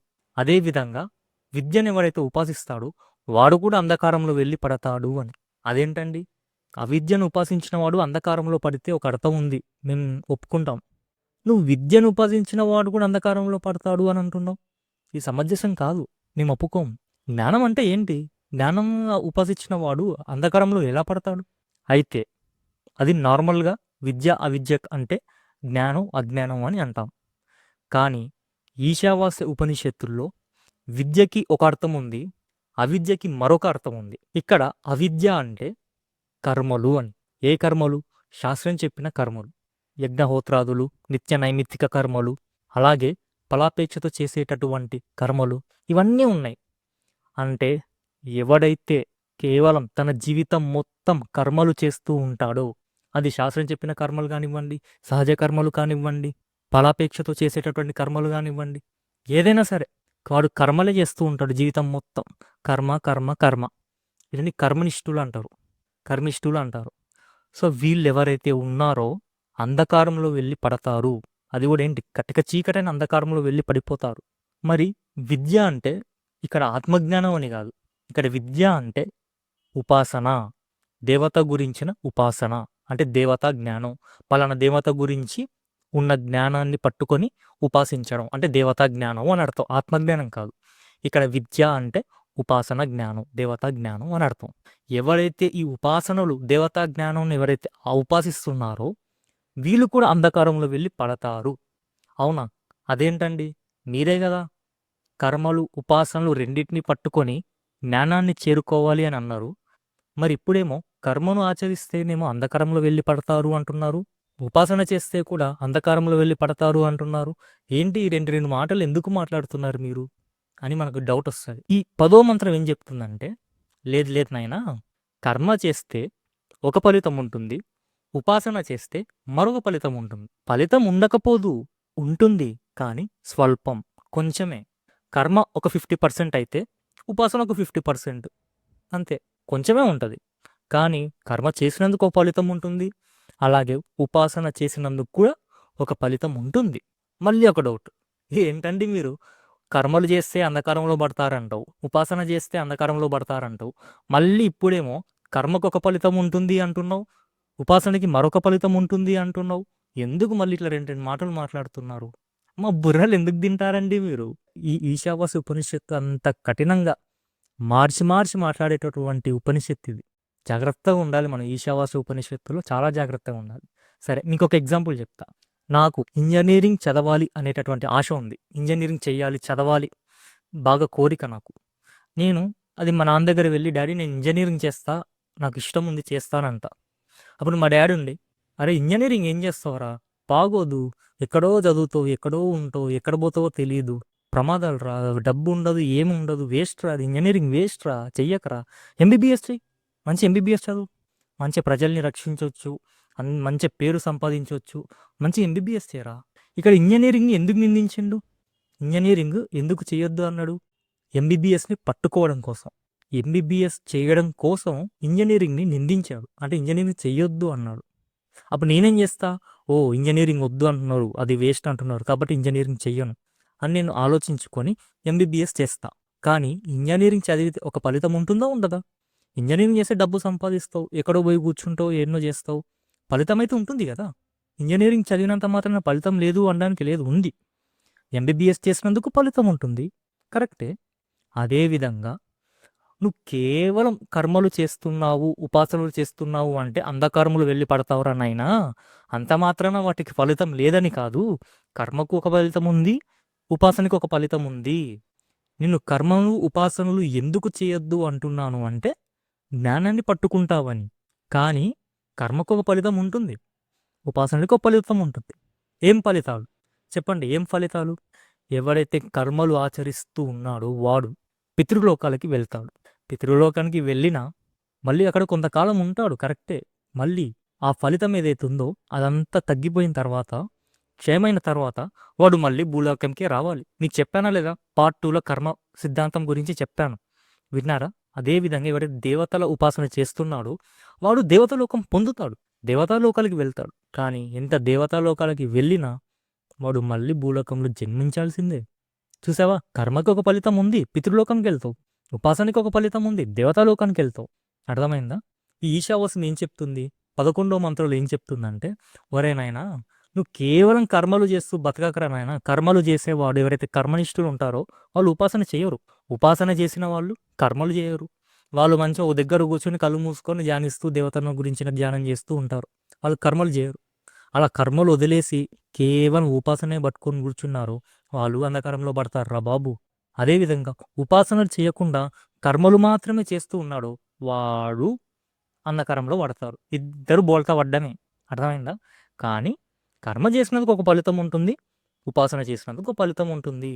ఇప్పుడు 11వ మంత్రం ఏం చెప్తుందంటే, ఒరే బాబు నువ్వు కర్మని సపరేట్గా చేయొద్దు, కేవలం కర్మ మాత్రమే చేయొద్దు. అదేవిధంగా ఉపాసనని సపరేట్గా చేయొద్దు, కేవలం ఉపాసన మాత్రమే చేయొద్దురా బాబు. నువ్వు ఏం చేస్తావంటే రెండింటిని సముచ్చయం చేయి. కర్మ ఉపాసన రెండు ఒకే సమయంలో జరిగిపోవాలి. అర్థమైందా? అలా ఎప్పుడైతే నువ్వు కర్మ ఉపాసనని రెండింటిని ఒకే సమయంలో చేస్తున్నావో అప్పుడు ఏమవుతుంది? మృత్యువును దాటిపోతావు, అమృతాన్ని చేరుకుంటావు. అదేంటండి మృత్యువును దాటిపోతావు అంటే దాని అర్థం అమృతాన్ని చేరుకోవడమేగా. మళ్ళీ అమృతం చేరుకోవడం అనే పదం ఎందుకు, మాట ఎందుకు?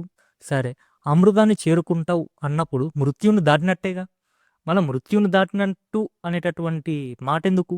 అమృతం చేరుకుంటావు అని ఒక్కటి చెప్తే సరిపోతుంది కదా. ఇక్కడ ఎవడైతే కర్మను ఉపాసన రెండింటిని సముచ్చయం చేసి ఎవడైతే తన జీవితంలో ఆచరిస్తున్నాడో వాడు ఏం చేస్తాడు? ఇప్పుడు కర్మ అంటే ఏంట్రా చెప్పాను మీకు. కర్మలు అంటే ఏంటి? ఒక కోరిక జన్మించడం, అవునా? ఆ కోరిక జన్మించడం వల్ల దాన్ని పొందాలి, దాన్ని ఆశించాలి, స్వీకరించాలి, అనుభవించాలి అనేటువంటి కోరిక నీకు జన్మిస్తుందా లేదా? ఆ కోరిక కోసం నువ్వు కర్మ చేస్తావా లేదా? కర్మ చేసినందుకే కదా నీకు పాపం పుణ్యం, ఆ సుఖం దుఃఖం ఫలితం వస్తుంది. అదే ఎప్పుడైతే నువ్వు నిష్కామ కర్మ అంటే ఎలాంటి ఫలితం ఆశించకుండా ఆ కర్మ ఏదైతే ఉందో, ఉపాసన ఏదైతే ఉందో ఆ రెండింటిని సముచ్చయం చేసి ఎప్పుడైతే నువ్వు ఆచరిస్తున్నావో అప్పుడు నువ్వు కర్మ చేసినా కూడా అది కర్మగా అవ్వదు.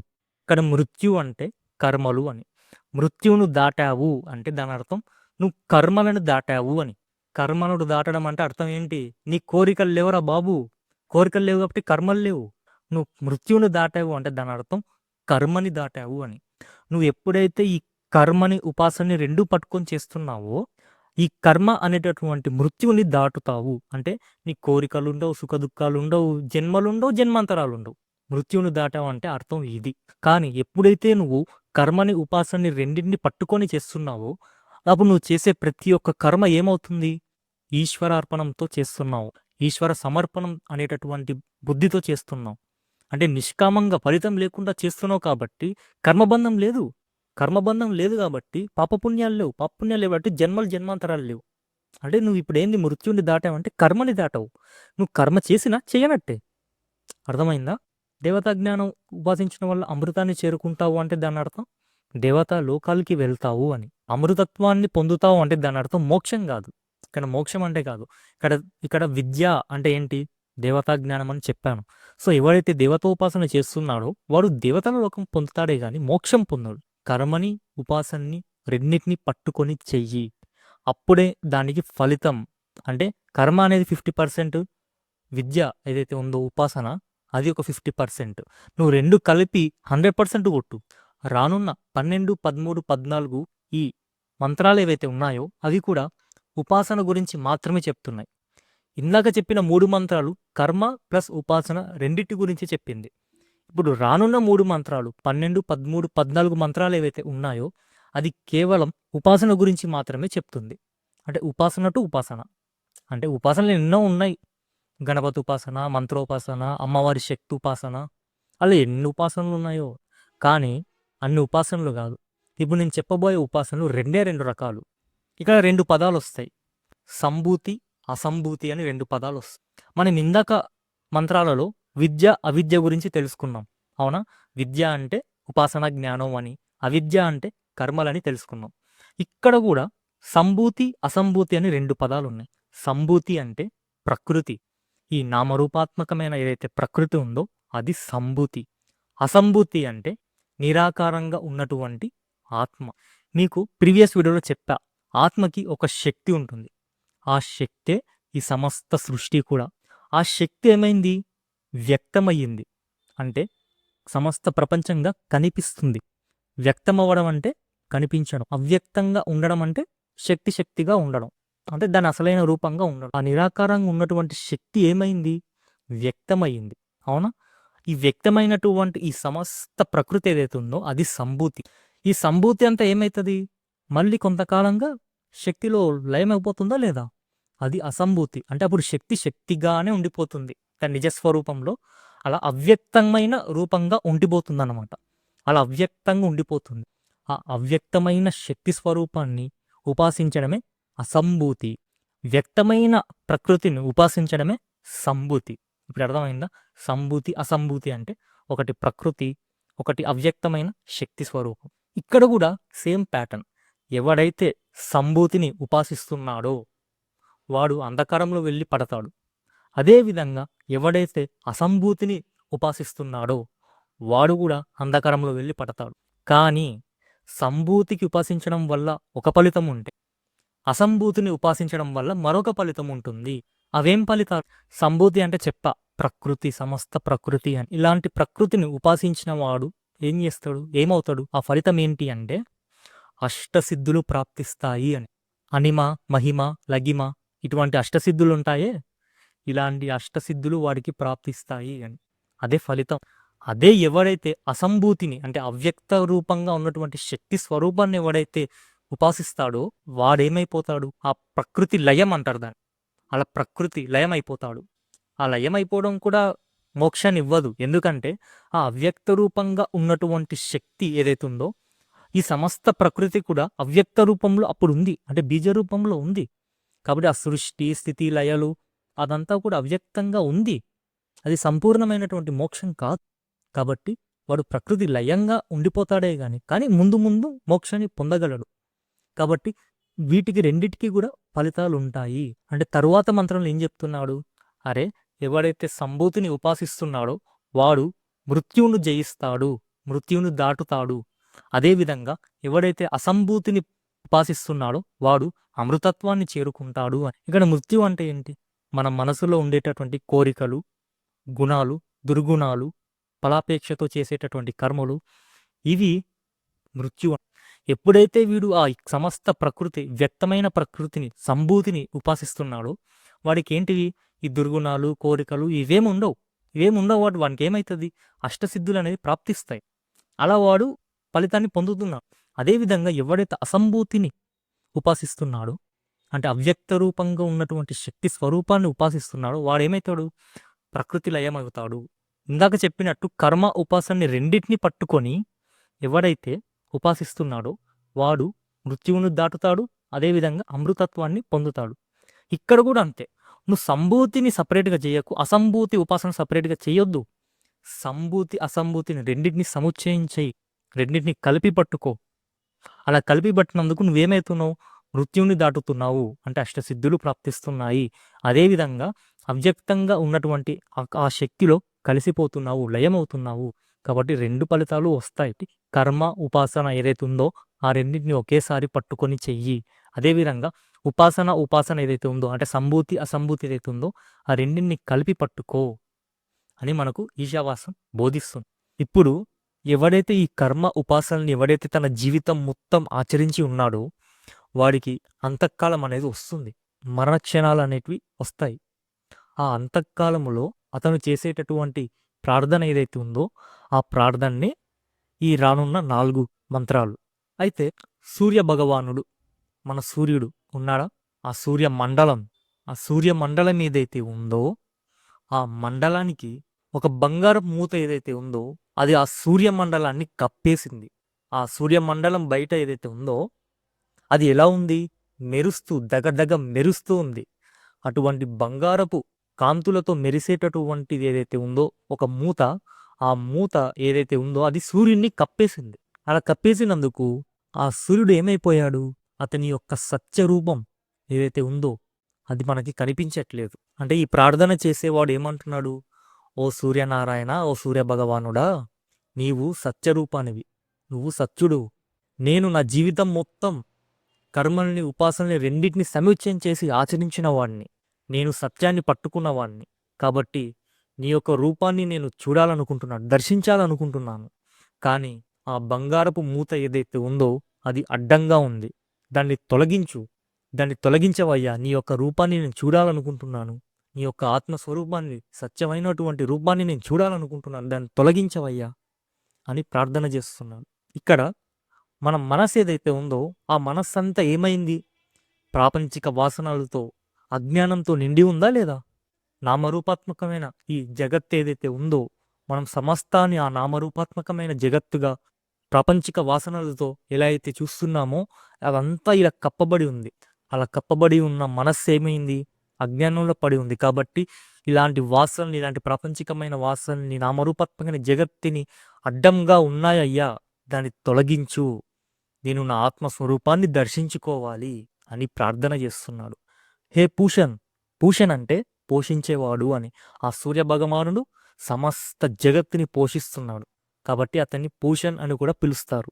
మానవులు చేసిన కర్మలకు, అంటే దుష్కర్మలకు, సత్కర్మలకు నిరంతరం సాక్షి రూపంగా ఉన్నావయ్యా నువ్వు. కాబట్టి సర్వము వ్యాపించిన ఆ కిరణాలు, ఆ తేజస్సు ఏదైతే ఉందో దాన్ని ఒక దగ్గరికి చేర్చి నాకు నీ యొక్క దివ్య స్వరూపాన్ని చూపించు అయ్యా. స్వరూపం అంటే నీ యొక్క భయంకరమైన ఆకారాన్ని కాదు. మళ్ళీ అది ఎలా ఉండాలి? అద్వితీయంగా ఉండాలి, కోమలంగా ఉండాలి, అద్భుతంగా ఉండాలి. అటువంటి రూపాన్ని నాకు దర్శనమియ్యి అని ప్రార్థన చేస్తున్నా. నాలోనూ ఉన్న ఆత్మ, నీలోనూ ఉన్న ఆత్మ రెండు ఒకటేనయ్యా. నేను ఈ శరీరం మేరకే ఉన్నాను, కానీ నువ్వు సర్వవ్యాపిగా ఉన్నావు. నేను నా జీవితం మొత్తం కర్మ, ఉపాసనని రెండింటిని సముచ్చయం చేసి ఆచరించిన వాడిని, సత్యాన్ని పట్టుకున్న వాడిని. కాబట్టి నా యొక్క ఈ ప్రాణం ఏదైతే ఉందో అది ఈ వాయువులో, అనంతమైన ఈ వాయువులో కలిసిపోగాక, నా శరీరం ఏదైతే ఉందో అది ఈ అగ్నిలో దహనమగుగాక. నేను నా ప్రాణాన్ని, నా శరీరాన్ని వదిలేసి ఆ సర్వవ్యాపి అయిన ఆత్మను చేరుకోవాలి. అదే నా ఆశ, అదే నా కోరిక. నీ యొక్క సత్యరూపాన్ని నాకు దర్శనమియ్యి తండ్రి అని ఆ సూర్యభగవాను కోరుకుంటున్నాడు, ప్రార్థన చేస్తున్నాను. నేను బాల్యము నుండి ఇప్పటి వరకు చేసిన అన్ని కర్మలను స్మరించు అంటే దాని అర్థం ఆ పరమాత్మ సాక్షి స్వరూపుడు. ఆయన అన్నీ గమనిస్తాడు, ఆయనకు అన్నీ తెలుసు. మనం ఏం చేసాం, ఏంటి, ఏం కథ అన్నీ తెలుసు ఆయనకి. కాబట్టి నేను చేసిన ప్రతి ఒక్క పని అది నువ్వు ఒకసారి తలుచుకో. ఎందుకంటే నేను నీ భక్తుడు నిన్ను స్మరిస్తున్నాడు. కాబట్టి నువ్వు కూడా ఏం చేయాలి? ఆ భక్తుడికి అనుగ్రహం ఇవ్వాలా లేదా? నీకు సర్వము తెలుసు, మంచి ఏంటో తెలుసు, చెడేంటో తెలుసు. కాబట్టి మమ్మల్ని మంచి మార్గంలో నడిపించవయ్యా. కేవలం ఇహలోకమే కాదు, పరలోకంలో కూడా మాకు ఐశ్వర్యాన్ని కలిగించు. మమ్మల్ని ముక్తి మార్గంలో నడిపించవయ్యా అని ఎవడైతే కర్మని, ఉపాసనని రెండింటినీ తన జీవితం మొత్తం ఆచరించిన వాడు ఎవడైతే ఉన్నాడో వాడు అంతఃకాలమున ఇలా ప్రార్థన చేశాడనమాట. ఇక్కడ ఆ సూర్య భగవానుడు అంటే ఆ సూర్యుడని కాదు, పరమాత్మ అని. ఆ పరమాత్మ ఏదైతే ఉన్నాడో ఆయనకి ఈ సమస్త నామరూపాత్మకమైన జగత్తు కప్పబడి ఉంది. ఓ పరమాత్మ, ఈ సమస్త నామరూపాత్మకమైన ఈ జగత్తుని తొలగించవయ్యా, నేను ఈ యొక్క ఆత్మస్వరూపాన్ని దర్శించాలి అని ప్రార్థిస్తున్నాడు. కాబట్టి ఇంతటితో మన ఈశావాసం అనేది ముగిసింది.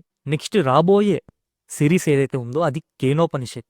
నా నెక్స్ట్ సిరీస్ వచ్చేసి కేనోపనిషత్. ఆ కేనోపనిషత్ కూడా మహా అద్భుతం, చాలా అద్భుతంగా ఉంటుంది. కాబట్టి అందరూ కేవలం వీడియోస్ మాత్రమే చూడకుండా సబ్స్క్రైబ్ చేయండి, షేర్ చేయండి, లైక్ చేయండి. ఎందుకంటే ఈ సమస్త జ్ఞానాన్ని మీకు తెలియజేయాలి, అదే నా ఆశ. నా ఛానల్ యొక్క కర్తవ్యమే ఆత్మజ్ఞానాన్ని బోధించడం. కాబట్టి అందరూ సబ్స్క్రైబ్ చేసుకొని షేర్ చేయండి. కేనోపనిషత్తుల్లో కలుద్దాం.